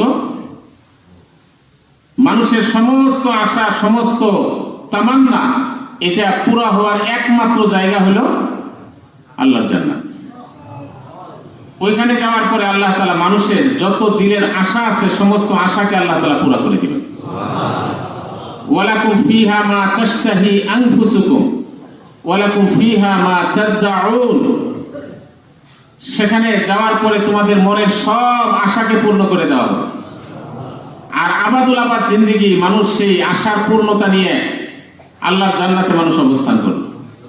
এই জন্য দুনিয়া আশা পুরা করার জায়গা না, আখিরাত হলো আশা পুরা করার জায়গা। তো মেরে মুহতারাম দোস্ত বুজুর্গ, দুনিয়াতে সবাই চায় যে কোনোদিন পুরা হবে না, কিন্তু এই আশা কি মানুষের পুরা হয়? যতই দিন যায় আস্তে আস্তে সে পুরা হয়ে যায়। বয়স এটা কেউ ঠেকায় রাখতে পারে না, বার্ধক্য এটা কেউ ঠেকায় রাখতে পারে না। এই জন্য আরবিতে প্রবাদ আছে, মানুষের তামান্না দিলে লাইতা শাবাব ইয়াউদ, বুড়া বয়সে মানুষ আশা করে যদি আবার যৌবনটা ফেরত আসে। বুড়া বয়সে মানুষ স্বপ্ন দেখে আবার যদি জোয়ান হয়ে যেতাম। মেরে মোহতারাম দোস্ত বুজুর্গ, একবার বুড়া হলে দ্বিতীয়বার জোয়ান হওয়ার সুযোগ নাই। তো মেরে মোহতারাম দোস্ত বুজুর্গ, এই জন্য দুনিয়া মানুষের আশা পূর্ণ করার জায়গা না, বরং আশা পূর্ণ করার জায়গা হলো আখিরাত, আল্লাহর জান্নাত। তো আজকের দুনিয়াতে জরুরত পুরা করার সুযোগ আছে, প্রয়োজন পুরা করার সুযোগ আছে। আমার সামনে যতটুকু প্রয়োজন, এই প্রয়োজনটা, ন্যূনতম প্রয়োজনটা যেন পুরা হয়ে যায়, এটার সুযোগ দুনিয়াতে আছে। কিন্তু আশা পুরা করার জায়গা দুনিয়া না, এখানে পুরা হবে না। তো যদি কেউ দুনিয়াটাকে প্রয়োজন পুরা করার জায়গা মনে করে আর সে তার খায়েশাতের পিছনে দৌড়াইতে থাকে, তো তাহলে মেরে মোহতারাম দোস্ত বুজুর্গ, তার অনিবার্য পরিণাম যেটা, সেটা হলো সে আযাবের ভিতরে মুবতালা হবে। এই জন্য জরুরতের মধ্যে ব্যস্ত হওয়ার সুযোগ আছে, খায়েশাতের পিছনে দৌড়ানোর সুযোগ। এটা হলো দুনিয়ার বাস্তবতা। খায়েশাতের পিছনে দৌড়াইলে বিপদ আছে। আর জরুরতের জন্য, জরুরতটাকে জরুরতের জায়গায় রেখে জরুরত পুরা করার সুযোগ আছে। আর চাহিদা পুরা করার জায়গা আল্লাহর জান্নাত আছে। তো মেরে মোহতারাম দোস্ত বুজুর্গ, আখিরাতে যাওয়ার পরে কেউ যদি আবার বলে যে এখন তো সব দেখছি, সব বুঝছি, তো এখন আমাকে আবার সুযোগ দেওয়া হোক, এই সুযোগ আখিরাতে যাওয়ার পরে আর কেউ পাবে না। কারণ মেরে মোহতারাম দোস্ত বুজুর্গ, দুনিয়াতে একজনে লাইট পোস্টের নিচে গিয়া সে কিছু খুঁজতেছে, দেখতেছে, তালাশ করতেছে। তো আরেকজন যায় বলতেছে যে ভাই কি খুঁজো, কি তালাশ করো? পরে কই যে আমার অমুক মূল্যবান জিনিসটা হারাইছে, তো ওইটা তালাশ করতেছে। তো এখন জিজ্ঞাসা করছে যে ভাই হারাইছে কই? ওই যে অনু, ওই যে ওই অন্ধকারের মধ্যে অনু হারাইছে। তো বললো যে তোমার হারাইছে অমুক জায়গায়, তুমি খুঁজতেছো এখানে, কারণ কি? অনু তো অন্ধকার দেখা যায় না, আলো দেখা যায়, এই জন্য এখানে খুঁজতেছে। ওইখানে আধার, সেখানে দেখা যায় না, এখানে আলো আছে, এই জন্য আলোর মধ্যে খুঁজতেছে। এখন আধারের মধ্যে একজন একটা জিনিস যদি হারায় ফেলে আর সেটাকে যদি আলোর মধ্যে খোঁজার চেষ্টা করে, তাহলে এটা তার ব্যর্থ চেষ্টা হবে, কখনো সে তার জিনিস খুঁজে পাবে। এই জন্য মেরে মোহতারাম দোস্ত বুজুর্গ, আজকে দুনিয়াতে আল্লাহ তাআলা গায়েবের একটা পর্দা দিয়ে রাখছে। গায়েবের পর্দা, বাস্তবতার উপর আল্লাহ তাআলা একটা আড়াল করার জন্য একটা পর্দা দিয়ে রাখছেন, গায়েবের পর্দা। এখন এই পর্দার আড়ালে যদি আমার কিছু হারায় যায়, আমার ঈমান হারায় যায়, আমার আমল হারায় যায়, আমার আখিরাতের জজবা হারায় যায়, আল্লাহওয়ালা ইয়াকিন হারায় যায়, আখিরাতওয়ালা ফিকির হারায় যায়, আল্লাহওয়ালা ধ্যান হারায় যায়, আর সেটাকে যদি আখিরাতে কিয়ামতের দিবসে ওই একেবারে যখন সব জিনিস প্রকাশ হয়ে যাবে, সেদিন যদি আমি ওখানে তালাশ করি, খুঁজে পাওয়া যাবে। তো এই জন্য মেরে মোহতারাম দোস্ত বুজুর্গ, আজকের দুনিয়াতে একজন মানুষ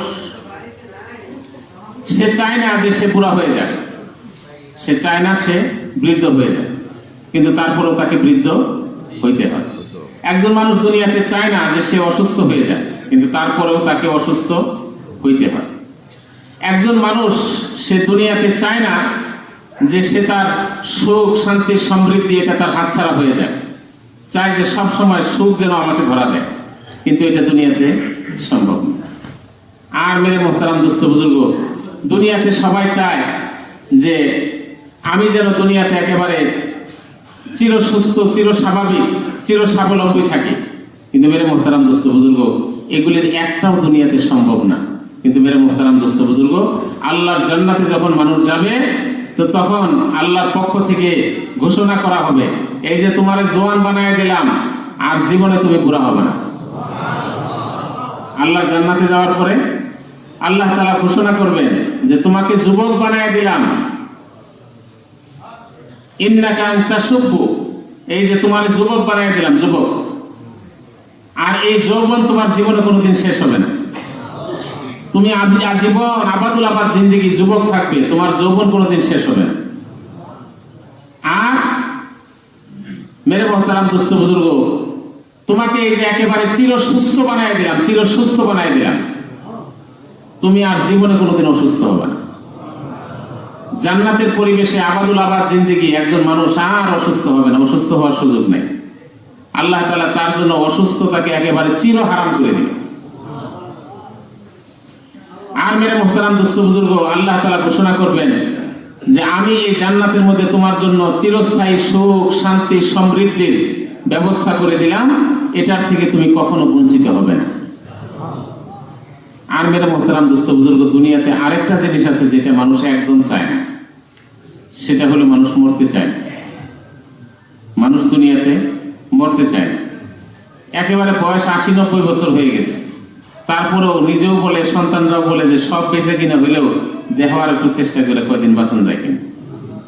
কেউ মরতে চায় না দুনিয়াতে। কিন্তু মেরে মুহতারাম দোস্ত বুজুর্গ, দুনিয়ার অনিবার্য পরিণাম হইল, পরিণতি হইল যে তাকে মৃত্যুবরণ করতে হবে। সবাইকে মরতে হবে, মৃত্যু থেকে কেউ বাঁচতে পারবে না, সবাইকে মৃত্যুর স্বাদ গ্রহণ করতে হবে। কিন্তু মেরে মুহতারাম দোস্ত বুজুর্গ, আখিরাতে আল্লাহর জান্নাতে যাওয়ার পরে আল্লাহ তাআলা তাকে ঘোষণা শোনায় দিবেন যে আমি তোমাকে একটা জীবন দান করলাম, তোমার সামনে আর কোনোদিন মৃত্যুর সেই বিভীষিকা আর আসবে না। আবাদুল আবাদ জিন্দেগির জন্য তোমাকে হায়াত দিয়ে দেওয়া হলো, জীবন দিয়ে দেওয়া হলো, এই জীবন আর শেষ হবে। তো মেরে মুহতারাম দোস্ত বুজুর্গ, এই জন্য দুনিয়াতে যে সমস্ত জিনিসের মধ্যে আমাদের দিল আটকায় আছে, এগুলি একটাও পূর্ণ হওয়ার জায়গা দুনিয়াতে না। বুড়া হইতে চায় না, কিন্তু বুড়া হওয়ার লাগে, কেউ বুড়া হইতে চায় না। এই জন্য উনি মজাক করে, রসিকতা করে ঘটনা শোনাইছে যে এক বৃদ্ধ মানুষ ডাক্তারের কাছে গেছে, যাই বলতেছে যে ডাক্তার সাহেব, আমার তো হাঁটুর মধ্যে বেদনা, ওঠা বসা নড়াচড়া খুব কষ্ট হয়। কেন গেছে? মানে সে অসুস্থ হইতে চায় না, সে বুড়া হইতে চায় না, তাকড়া থাকতে চায়, সুস্থ থাকতে চায়। এখন হয়ে তো গেছে বুড়া। এখন ডাক্তার সাহেব কয় যে চাচা, বুড়া বয়সে এরকম হাঁটুর মধ্যে বেদনা হয়, বয়সের কারণে হাঁটুতে বেদনা হয়। তো পরে বলছে যে আমার তো এই যে চোখের মতো সমস্যা, চোখে কম দেখি। কয় বয়স হলে এরকমই হয়, চোখে কম দেখে মানুষ। পরে কই যে আমার হাতেও তো সমস্যা, আমার হাতে কোনো কিছু ধরবার পাই না, হাত খালি কাঁপে। তো ডাক্তার সাহেব বলতেছে যে বুড়া বয়সে এরকমই হয়, শক্তি মত্তা কমে যায়, হাতের পাওয়ার আগের মতো আর থাকে না, কোনো কিছু ধরলে হাত কাঁপতে থাকে। তো এখন যেই কয় খালি কয় যে আপনি বুড়া হয়েছেন, এই জন্য আপনার এই সমস্যা। তো বৃদ্ধ মানুষের আবার মেজাজ খারাপ হয় খুব তাড়াতাড়ি, বয়স্ক মানুষের মেজাজ এটাও খুব তাড়াতাড়ি খারাপ হয় বয়সের কারণে। তো উনি ডাক্তার যেটাই কয়, ডাক্তারের উনি কয় যে বয়সের কারণে, রাগ এমন ওরা উঠছে যে ডাক্তারের চর মারছে। ডাক্তার সাহেব কই যে আপনি যে আমার রাগ করে চর মারছেন, এটা ওই বয়সের কারণে, এটা ওই বয়সের কারণে। এই জন্য মেরে মুহতারাম দোস্ত বুজুর্গ, তো বয়স মানুষের যখন বেড়ে যায়, তো এটারে কেউ ঠেকাইতে পারে না। আর এটার যে সমস্ত অনিবার্য পরিণাম আছে, এটা কেউ রুখতে পারে না। আর বয়স যখন শেষ হয়ে যায়, তখন মালাকুল মউত চলে আসে, মৃত্যু চলে আসে, এটা কেউ থামাইতে পারে না। তো এই জন্য মেরে মুহতারাম দোস্ত বুজুর্গ, আল্লাহ পাক রব্বুল আলামিন যখন জান্নাতীদেরকে জান্নাতে দিবেন, তো তখন আল্লাহ তাআলা দুনিয়াতে যে 4 জিনিসের মধ্যে মানুষের দিলের তামান্না বেশি থাকে, জওয়ান থাকতে চায়, বুড়া হইতে চায় না, সুস্থ থাকতে চায়, অসুস্থ হইতে চায় না, আর সুখ সমৃদ্ধির মধ্যে থাকতে চায়, অভাব অনটনের মধ্যে থাকতে চায় না, কষ্টের মধ্যে থাকতে চায় না, আর 3 নম্বর হলো সবসময় থাকতে চায়, মরবার চায় না। কিন্তু এই 4টার একটার জায়গাও দুনিয়াতে নেই। আর আখিরাতে আল্লাহর জান্নাতে গেলে 4টা আল্লাহ তাআলা পুরা করে দিবে। মনের চাহিদা যা ছিল, মরতে চাও না, মরা লাগবে না, বুড়া হইতে চাও না, জীবনেও বুড়া হবে না, অসুস্থ হইতে চাও না, কোনোদিন রোগ বালাই তোমার কাছে আসবে না, আর সমৃদ্ধ জীবনের অধিকারী হতে চাও, তো তাহলে এই যে তোমাকে সমৃদ্ধ জীবন দিলাম, এই নিয়ামত কোনোদিন তোমার আর শেষ হবে না। এই জন্য মেরে মুহতারাম দোস্ত বুজুর্গ, আজকের দুনিয়াতে জরুরতকে পুরা করা, খাহেসাতকে ছেড়ে দেওয়া, আর আল্লাহর দ্বীনকে নিজের জিন্দেগির জন্য মাকসাদ বানানো, আর দ্বীনের উপরে চলার জন্য সংকল্প করা। কিন্তু মেরে মুহতারাম দোস্ত বুজুর্গ, আল্লাহ পাক রব্বুল আলামিন মানুষের জন্য দ্বীন যেটা দিচ্ছেন, আল্লাহর দ্বীন, আল্লাহর বিধান, এটা আল্লাহ তাআলা এত সহজ করে মানুষকে দান করছেন, এত সোজা করে, এত সহজ করে। আরকানে ইসলাম যেটা, আরকানে ইসলামকে আল্লাহ তাআলা এত সোজা বানাই দিয়েছেন, এত সহজ বানাই দিয়েছেন। যেমন মনে করেন নামাজ, এই নামাজ হলো দিনের মধ্যে সর্বপ্রথম, সর্বশ্রেষ্ঠ, সবচেয়ে বড় হুকুম। কিন্তু এই নামাজটাকে আল্লাহ তাআলা কত সহজ বানায় দিচ্ছেন। শহরে গ্রামে, ধনী গরিব, উঁচু নিচু, শিক্ষিত অশিক্ষিত সব শ্রেণীর মানুষের জন্য আল্লাহ তাআলা নামাজ একটা হুকুম দান করছে, দিন এটা। আর এই দিনটাকে আল্লাহ তাআলা সহজ বানায় দিচ্ছে, সবার জন্য সহজ। যত শ্রেণীভুক্ত মানুষ সবার জন্য সহজ। সুস্থ আছো, নামাজ পড়ো দাঁড়ায়। অসুস্থ আছো, বসে পড়ো, বসেই পড়ো। আরো বেশি অসুস্থ, শুয়ে পড়বা, শুয়ে থেকেই পড়ো। শুয়ে থেকে হাত পা অঙ্গ প্রত্যঙ্গ নাড়ায় পড়তে পারতেছো না, ইশারায় পড়বা, তাই পড়ো। তো মেরে মোহতারাম দোস্ত বুজুর্গ, আল্লাহ একটা হুকুম দিয়েছেন, সহজ বানাই দিয়েছে। পুরা দিনটাকে আল্লাহ তাআলা সহজ বানাই দিয়েছে, পুরা দিন সহজ। তো মেরে মোহতারাম দোস্ত বুজুর্গ, একজন মহিলা, সে তার ঋতুকালীন সময় চলতেছে, একটা গান্ধারীর সময় চলতেছে, নাপাকির সময় চলতেছে, ঠিক আছে, আমার পড়ার দরকার নেই, আল্লাহর দিন সহজ বানাই দিচ্ছেন আল্লাহ। তো মেরে মোহতারাম দোস্ত বুজুর্গ, সফরে চলতেছে, লম্বা তেলাওয়াত, লম্বা নামাজ দরকার নেই, সংক্ষেপে পড়ো, 4 রাকাতের জায়গায় 2 রাকাত পড়ো। তো মেরে মোহতারাম দোস্ত বুজুর্গ, আল্লাহ তাআলা হুকুম দিচ্ছেন, দিন দিচ্ছেন, আল্লাহ দিনকে সহজ বানাই দিচ্ছে। দিন সহজ, একদম আসান বানাই দিচ্ছেন আল্লাহ তাআলা। নামাজের পরে আল্লাহ তাআলা মানুষকে রোজার হুকুম দান করছে, রোজার হুকুম। দেখেন হুকুমটাকে কত সহজ বানাইছে।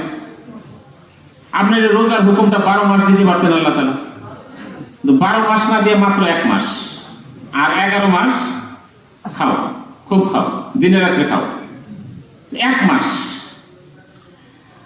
আর এই 1 মাসটারও আল্লাহ তাআলা এমন বানাইছে, হযরত শেখুল হাদিস জাকারিয়া রাহমাতুল্লাহি আলাইহি উনি বলতেন যে এই রমজানের রোজাটাকে আল্লাহ তাআলা এমন বানাইছেন, 1 মাস মানুষ কি আসলে না খায় খায় রমজান মাসে, বরং রমজানের বাইরে যা খায় রমজান মাসে তার চেয়ে বেশি খায়।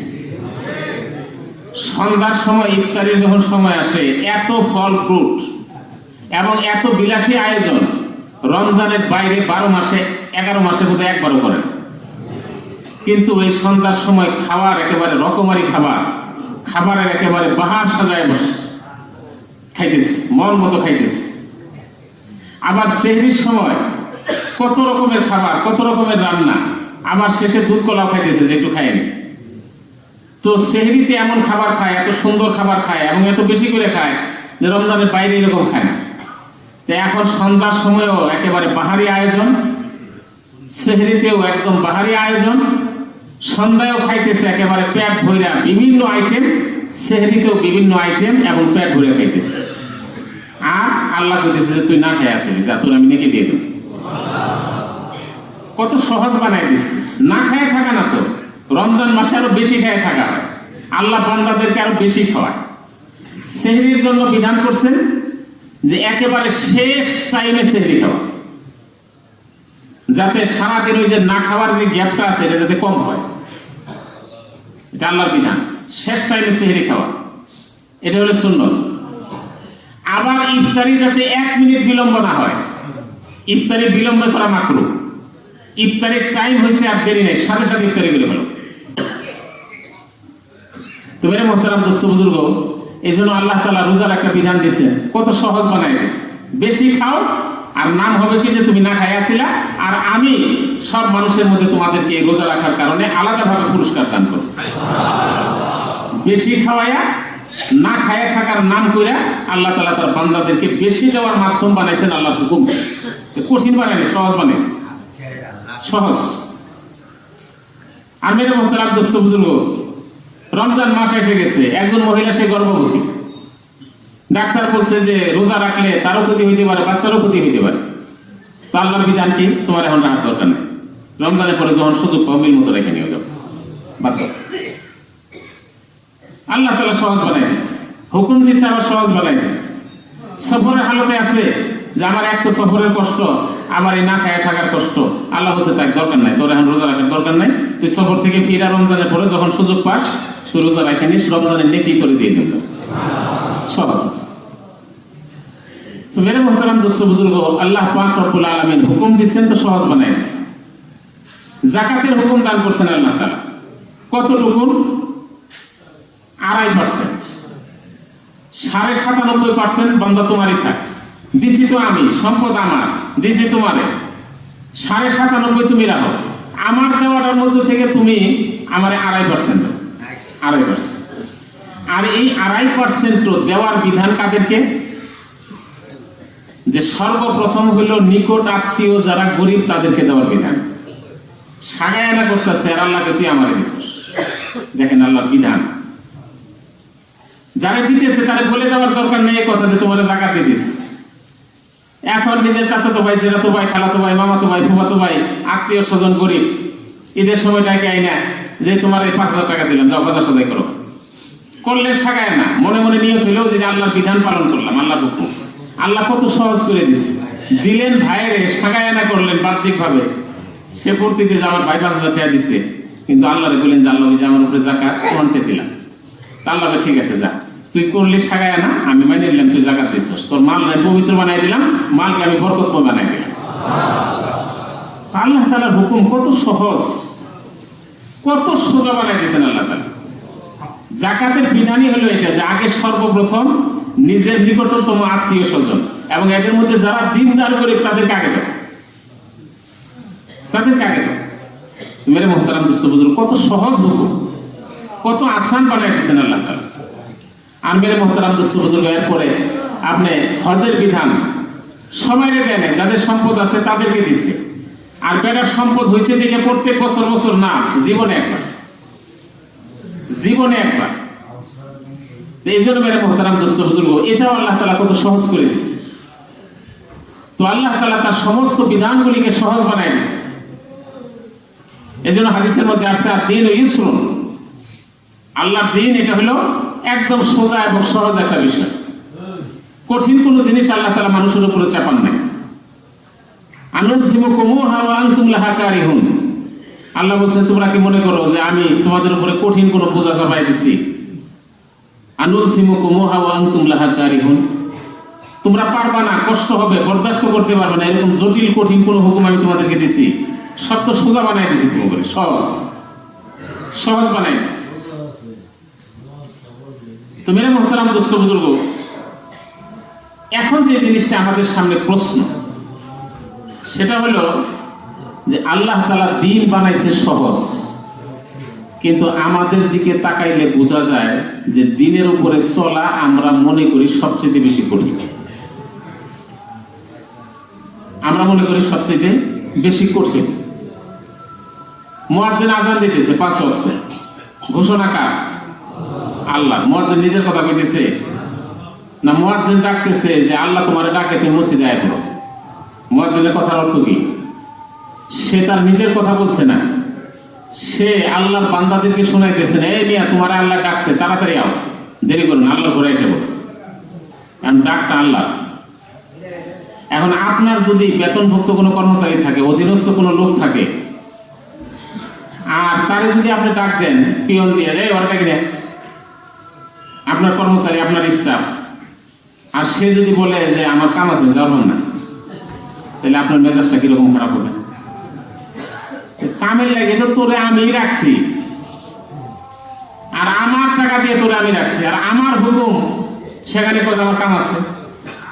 তো এ ব্যাপারে আমাদের আকল বুদ্ধি স্বতন্ত্র না, খুব বুঝি, শৃঙ্খলা নাই, নিয়মতান্ত্রিকতা নাই, এরা রাখা যাবে না, এরা বাদ দিয়ে দিতে হবে। এই যে মেজাজ,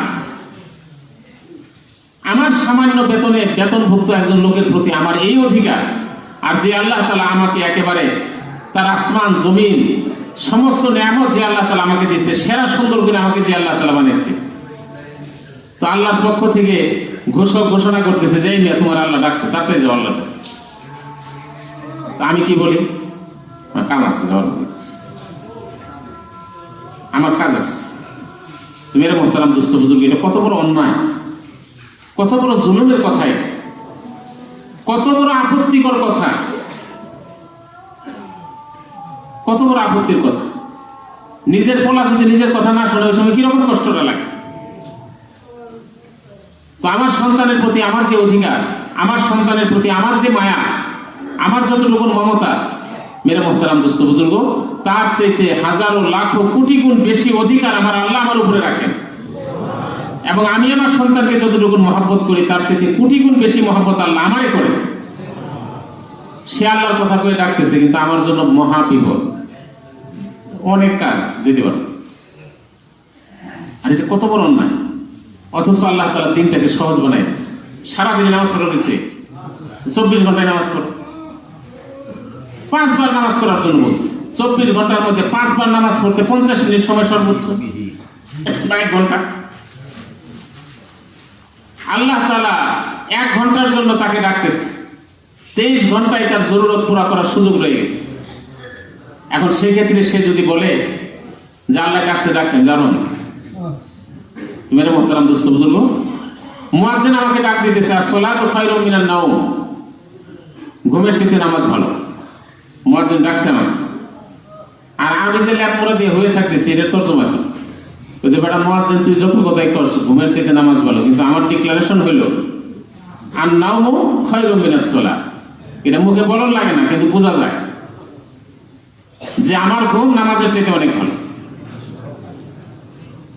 আমার ঘুম নামাজের চেয়ে অনেক ভালো। এই জন্য মেরে মোহতারাম দোস্ত বুজুর্গ, এখন চিন্তার বিষয় হলো আল্লাহ তাআলা দিনটাকে সহজ বানাই দিলেন, আমার আর আপনার জন্য কঠিন কেন? এটা হলো ভাববার বিষয়। তো মেরে মোহতারাম দোস্ত বুজুর্গ, তো আমাদেরকে আজকে এই জিনিস নিয়ে চিন্তা করার লাগবে। অথচ আল্লাহ তাআলা দেখেন কত সোজা বানাই দিচ্ছে।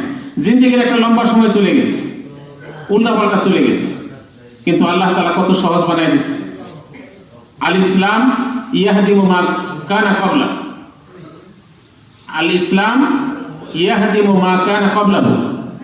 যে একজন মানুষ যখন বেঈমান থেকে ঈমানদার হয়, অমুসলিম থেকে মুসলমান হয়, মুসলমান হওয়ার সাথে সাথে তার পিছনের 60, 70, 80 বছরের জিন্দেগির যা আছে, শিরক কুফর সহ ছোট বড় যত গুনাহ আছে, সবগুলিকে ইসলাম মিটায় দেয়, সব মিটায় দিতেছে। তো মেরে মোহতারাম দোস্ত বুজুর্গ, হিজরত মানুষের পিছনের সব গুনাহকে মিটায় দিতেছে। আল হিজরাতু ইয়াহদিমু মা কানা ক্বাবলা। তো মেরে মোহতারাম দোস্ত বুজুর্গ, তো এইভাবে আল্লাহ তাআলা কত সহজ বানায় রাখছেন, এবং কত নিজেকে পরিষ্কার পরিচ্ছন্ন করার জন্য আল্লাহ তাআলা কত সহজ সহজ শর্ত আল্লাহ তাআলা আরোপ করে রাখছেন। কিন্তু এরপরেও আমি মনে করি যে এটা আমার জন্য অনেক কঠিন। মেরে মোহতারাম দোস্ত বুজুর্গ, কাল কিয়ামতের দিবসে যে পরিণামটা হবে আল্লাহর হুকুম ছাড়ার কারণে, আল্লাহর ইবাদত ছাড়ার কারণে, মেরে মোহতারাম দোস্ত বুজুর্গ, কুরআনে কারিমে আল্লাহ তাআলা এমন ভাবে সেটাকে বয়ান করছেন যে শুনলে দিল ঘাবড়ায় যায়। আর দিল ঘাবড়ানোর জন্য দিলও লাগে, দিল না থাকলে দিল ঘাবড়াবো করতে। এই জন্য হাদিসের মধ্যে আসছে, কোরআনে কারিমের মধ্যে আল্লাহ তাআলা ঘোষণা করছেন মা সালাকাকুম সাকার, যে জান্নাতীদেরকে জান্নাতে দেওয়ার পরে আল্লাহ তাআলা জান্নাতীদেরকে বলবে যে তোমরা একটু জাহান্নামের দিকে উকি দিয়ে দেখো তো, তোমার পাড়া, তোমার মহল্লা, তোমার আত্মীয় স্বজনের মধ্যে কারা কারা ওখানে গেছে, তোমার শহরে তোমার প্রতিবেশী কারা কারা গেছে ওখানে দেখো তো একটু। তো জাহান্নামীদের দিকে তখন জান্নাতের উকি দিয়ে দেখবে। আল্লাহ বলবেন যে একটু জিজ্ঞাসা করো মা সালাকাকুম সাকার, এই তোমরা তোমার বাড়ি আমার পাশে আছিল, মসজিদের পাশে না তোমার বাড়ি ছিল, তুমি না আমাদের এলাকার স্বনামধন্য ব্যক্তি ছিলা, তুমি না অনেক কথা করতা, আমরা নামাজ পড়তাম, তুমি না কত উপহাস করতা যে কাক মোল্লা অমুক তমুক হাবি যাবি, আজকে মুখে তুমি, তোমার কারণটা কি সেখানে যাওয়ার? আল্লাহ জান্নাতীদেরকে বলবেন যে একটু জিজ্ঞাসা করো, যাতে করে তাদের শাস্তিটা আরো বেড়ে যায়। এমনি বিপদে আবার মনে করেন এর মধ্যে খোঁচা মারতেছে, এমনি কাটা খাও, তার মধ্যে আবার লবণের ছিটে।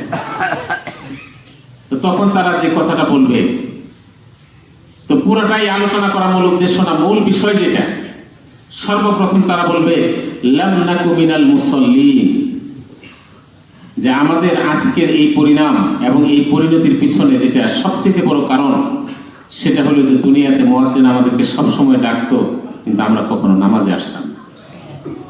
নামাজে না আসার কারণে আজকে আমাদের এই পরিণতি।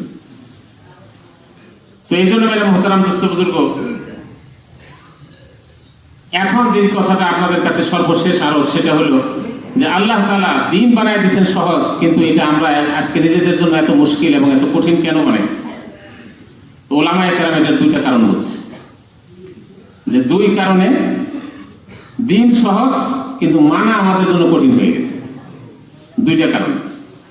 এর এক নম্বর কারণ হলো যে দিনই জেহালত, দিন সম্পর্কে আমি জানি না। আর দ্বিতীয় নম্বর হলো ঈমানের কমজোরি। এই দুইটা জিনিসের কারণে আল্লাহ দিন সহজ বানায় দিয়েছে, কিন্তু আমার জন্য সেই দিনটা সহজ বিষয়টা কঠিন হয়ে গেছে, খুব কঠিন। এর দুইটা কারণ। এক নম্বর কারণ হলো যে আমি দিন জানি না, আর দ্বিতীয় নম্বর হলো যে দিন জানার পরে মানার জন্য যে ঈমানের দরকার আমি সেই ঈমানের অধিকারী না। কারণ অনেক সময় মানুষ জানলেও মানতে পারে না।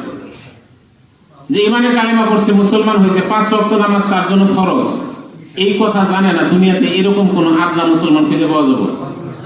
জানে, অনেক বিষয় আছে জানে না। জাকাতের মাসায়েল জানে না, হজের মাসায়েল জানে না, রমজানের মাসায়েল জানে না, অনেক বিষয় আছে জানে না। জানে না এই জন্য শৌক রাখে না, মানে না। কিন্তু অনেক বিষয় আছে জানে, সহজ, কিন্তু এরপরেও মানে না। না মানার কারণ কি? ঈমানের কমজোরি। এই জন্য দুই কারণে আল্লাহর দিন সহজ, কিন্তু এরপরেও মানুষের জন্য মানা অনেক কঠিন, অনেক কঠিন। এর এক নম্বর কারণ হইল যে সে দিন সম্পর্কে জানে না, দিনই জাহালত। আর মেরে মোহতারাম দোস্ত বুজুর্গ, দ্বিতীয় নম্বর কারণ যেটা, সেটা হলো যে তার ঈমানের কমজোরি। এই জন্য আল্লাহ তাআলা কোরআনে কারিমে যত জায়গায় যত আয়াতের মধ্যে আল্লাহ তাআলা মানুষকে হুকুম দান করছে। এখন সেই হুকুমটা ইবাদত সংক্রান্ত হুকুমই হোক, সেই হুকুমটা মুআমালাত সংক্রান্তই হোক, সেই হুকুমটা ইবাদত সংক্রান্তই হোক, সেই হুকুমটা মুআশারাত সংক্রান্তই হোক, সেই হুকুমটা আখলাক সংক্রান্তই হোক, যে বিষয়ের উপরে আল্লাহ তাআলা কোরআনের মাধ্যমে মানুষকে হুকুম দান করছেন, প্রত্যেকটা হুকুম প্রদানের আগে আল্লাহ তাআলা ঈমানের শর্ত জুড়ে দিয়েছে। আল্লাহর হুকুম তো ঈমানদারের জন্য। ইয়া আইয়ুহাল্লাযীনা আমানু কুতিবা আলাইকুমুস সিয়াম। আল্লাহ রোজা ফরজ করতেছেন, বলে রোজা সবাই রাখতে পারবে না। রোজা সবাই রাখতে পারবে না। রোজা কে রাখবে? বলে তার ঈমান ঠিক আছে। এই জন্য আল্লাহ আগে ঈমানের কথা কইতেছেন, তারপরে রোজার কথা কইতেছেন। ইন্নাস সালাতা কানাত আলাল মুমিনিনা কিতাবান মাওকুতা। তো এটা একটা নামাজের হুকুম দান করছেন, যে সুনির্দিষ্ট সময়ে তোমাদের জন্য নামাজের বিধানকে ফরজ করা হলো। কিন্তু কারে? আগে ঈমানদারের কথা বলে নিচ্ছে, যে নামাজের কথা শুনলে সবাই নামাজ পড়বে না, যার ঈমান ঠিক আছে সে নামাজ পড়তে পারবে। তো মেরে মোহতারাম দোস্ত বুজুর্গ, ওয়ালা ইয়াগতাব বা'দুকুম বা'দা। কোরআনে আল্লাহ তাআলা হুকুম দিচ্ছেন যে তোমরা একজন আরেকজনের গীবত শিকায়ত করো না, তোমাদের আপোষের সম্পর্ক নষ্ট করো না, আখলাকটারে খারাপ বানায়ও না। এই যে আখলাকের হুকুম দিচ্ছে, লা ইয়াগতাব বা'দুকুম বা'দা, একজন আরেকজনের গীবত শিকায়ত করো না।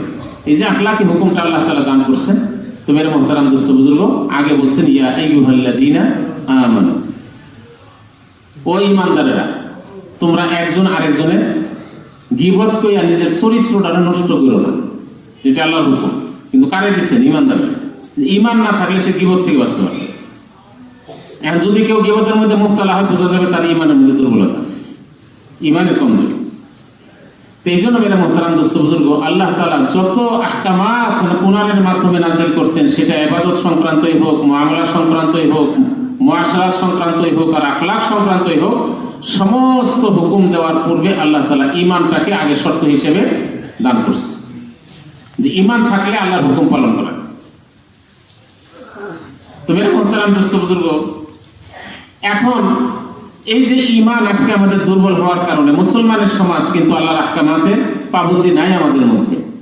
এখন সেই ঈমানটাকে শক্তিশালী করার রাস্তা, তো ঈমানটাকে শক্তিশালী করার জন্য উলামায়ে কেরাম কোরআন এবং সুন্নাহর আলোকে 4টা বুনিয়াদী কথা বলছে, যে 4টে জিনিস যদি আমাদের মধ্যে আসে, তাহলে আল্লাহ তাআলা আমাদের ঈমানকে শক্তিশালী এবং ঈমানকে পাক্কা করে দিবেন আল্লাহ তাআলা। তো মেরে মোহতারাম দোস্ত বুজুর্গ, এক নম্বর হলো যে ঈমান আসার জন্য, ঈমানটা পরিপূর্ণ করার জন্য, ঈমানটাকে শক্তিশালী করার জন্য যে শক্তিশালী ঈমানের মালিক, সেই মালিকের কাছে আগে চাইতে হবে। কারণ ঈমান কেউ কাউকে দিতে পারে না, ঈমান কেউ কাউকে দিতে পারে না। ঈমান দেয় কে? আল্লাহ। অতএব কারণে ঈমান এবং হেদায়েত এটা আল্লাহর হাতে, এটা কোনো মানুষের হাতে না, এটা কোনো মানুষের হাতে না, এটা আল্লাহর হাতে। এই জন্য ঈমান পরিপূর্ণ করার জন্য পূর্ণ ঈমান আল্লাহর কাছে চাইতে হবে, দোয়া করা ঈমান হাসিল করার একটা রাস্তা। দ্বিতীয় নম্বর হলো যে ঈমান আসার জন্য মুজাহাদা করা। কোরআনে কারিমে আল্লাহ তাআলা ঘোষণা করছেন, ওয়াল্লাযীনা জাহাদু ফিনা লানাহদিয়ান্নাহুম সুবুলানা। যারা ঈমানের জন্য মুজাহাদা করবে আল্লাহ তাআলা তাদের ঈমানকে শক্তিশালী বানায় দেবেন, ঈমানকে শক্ত বানায় দিবেন আল্লাহ তাআলা, মজবুত ঈমান তাকে আল্লাহ তাআলা দান করবেন। আর মেরে মুহতারাম দোস্ত বুজুর্গ, তৃতীয় নম্বর হলো ঈমানের জন্য দাওয়াত দেওয়া, ঈমানের জন্য দাওয়াত দেওয়া। তো মেরে মুহতারাম দোস্ত বুজুর্গ, ঈমানের জন্য যখন মানুষ দাওয়াত দিবে, তো মেরে মুহতারাম দোস্ত বুজুর্গ, তখন আল্লাহ তাআলা তাকে সিরাতে মুস্তাকিম দান করবে। আসল ঈমান, পাক্কা ঈমান, হেদায়েতওয়ালা ঈমান, জান্নাতের রাহে পরিচালিত করে এমন ঈমান আল্লাহ তাআলা তাকে দান করবে যে দাওয়াত দিবে। আর মেরে মুহতারাম দোস্ত বুজুর্গ, চতুর্থ নম্বর জিনিস যেটা কোরআনের ভিতরে আল্লাহ তাআলা ঘোষণা করছেন, ওয়া ইন তুতিউহু তাহতাদু, যে ইতাআত করবে, যে মানবে, যে মেনে চলবে, আল্লাহ তাআলা তাকে হেদায়েত দান। মানা, মেনে চলা। না মানলে আল্লাহ তাআলা তাকে রাস্তা খুলবেন না তার সামনে। এই জন্য দাওয়াতের মেহনতটাও মেনে মেনে করতে হবে, নিজের মন মতো না, মেনে মেনে করা, আল্লাহকে মেনে, আল্লাহ রসুলকে মেনে, উলুল আমর আহলে আইনদেরকে মেনে, জিম্মাদারকে মেনে তারপরে করতে হবে। তো মেরে মুহতারাম দোস্ত বুজুর্গ, তো যখন আমরা আল্লাহর রাস্তায় হিজরত করব, আল্লাহর রাস্তায় যখন কদম উঠাবো, তো আল্লাহর রাস্তায় কদম উঠানোর মধ্যে আল্লাহ তাআলা চারটা জিনিস দিয়ে রাখছেন। আসবাবে হেদায়েত যে চারটা, এই চারটা আল্লাহ তাআলা আল্লাহর রাস্তায় কদম উঠানোর মধ্যে আল্লাহ তাআলা দিয়ে দিচ্ছে। যখন কোনো মানুষ আল্লাহর রাস্তায় কদম উঠাবে, তো তখন সে আল্লাহর রাস্তায় দোয়া করতে করতে চলতে থাকবে, তার দোয়া কবুল হইতে থাকবে, আর আল্লাহ তাআলা তার ঈমানকে বানায় দেবে। দ্বিতীয় নম্বর হলো মুজাহাদা, আল্লাহর রাস্তায় চলার মধ্যে সীমাহীন মুজাহাদা, বাড়ি ঘর ছাড়া, বিবি বাচ্চা ছাড়া, ব্যবসা বাণিজ্য, চাকরি বাকরি, নৌকরি সব কিছু ছেড়ে দিয়ে মুজাহাদার সহিত আল্লাহর রাস্তায় কদম উঠানো। কদম উঠানোটাও একটা মুজাহাদা। এই জন্য আল্লাহর রাস্তায় যখন মানুষ বের হবে, তখন দুই নম্বরটাও পাওয়া যাবে, আসবাবে হেদায়েত, ঈমান আসা, ঈমান মজবুত হওয়া, হেদায়েত পাওয়া, চারটা কাম। দ্বিতীয় নম্বরটাও আল্লাহর রাস্তায় বের হইলে পাওয়া যাবে। তৃতীয় নম্বর হলো দাওয়াত, তো দাওয়াতটাও সেখানে থাকবে। চতুর্থ নম্বর হলো মেনে চলা। তো আল্লাহর রাস্তায় যখন মানুষ হিজরত করবে, তো তখন হেদায়েত পাওয়ার জন্য, সিরাতে মুস্তাকিমের উপরে চলার জন্য যে চারটা কথা কোরআনে বর্ণিত, এই চারটা জিনিস তখন তার ভিতরে চলে আসবে। তার মধ্যে দোয়া আসবে, তার মধ্যে দাওয়াত আসবে, তার মধ্যে মুজাহাদা আসবে, তার মধ্যে ইতাআত আসবে। তো এই জন্য মেরে মুহতারাম দোস্ত বুজুর্গ, আল্লাহর জন্য ঘর বাড়ি ছাড়া, আল্লাহর জন্য আল্লাহর রাস্তায় জিহাদ করা, এটা নবীদের সুন্নাত, এটা নবীদের সুন্নাত, সব নবীদের সুন্নাত। ইব্রাহিম আলাইহিস সালাম বিবি বাচ্চা ছেড়ে দিয়েছেন, তার জন্য ছাড়ছেন, আল্লাহর জন্য, আল্লাহর দ্বীনের জন্য, দাওয়াতের জন্য। সব নবীদের সম্মিলিত সুন্নাত এটা। সব নবীরা আল্লাহর জন্য, দ্বীনের জন্য, ঈমানের জন্য, হেদায়েতের জন্য ওরা হিজরত করেছে, সব নবী। তো সেটার একটা নকল ইতিহাস করার সুযোগ একটা আমাদের সামনে আছে। সাহাবায়ে কেরাম রাদিয়াল্লাহু তাআলা আনহুম মক্কা মদিনার ফজিলত জানতেন না ওরা? মক্কা এবং মদিনার সীমাহীন ফজিলত ওনাদের সামনে ছিল, কিন্তু এরপরেও মেরে মুহতারাম দোস্ত বুজুর্গ, মিশরে আল্লামা তকি ওসমানী দামাত বারাকাতুহুল্লাহ আনহু লিখেছেন যে মিশরে 72 জন সাহাবায়ে কেরাম মক্কা মদিনা ছেড়ে দিয়ে মিশরে শুয়ে আছে। এরপরে জর্ডানে 36,000 থেকে 40,000 সাহাবায়ে কেরাম সেখানে শুয়ে আছে। মুআয ইবনে জাবাল রাদিয়াল্লাহু তাআলা আনহু, যার সম্পর্কে আল্লাহ রাসূল বলছেন যে আমার উম্মতের মধ্যে হালাল এবং হারাম সম্পর্কিত সবচেয়ে বড় আলেমের নাম হলো মুআয ইবনে জাবাল। সেও মক্কা মদিনাতে নেই। পৃথিবীর সবচেয়ে বড় আলেম এই উম্মতের মধ্যে, যাকে আল্লাহ রাসূল হালাল হারামের জন্য দুনিয়ার সবচেয়ে বড় আলেম হিসেবে আল্লাহ রাসূল ঘোষণা দিচ্ছেন। সেই মুআযিনের জবাব তিনিও জর্ডানে বসে আছে।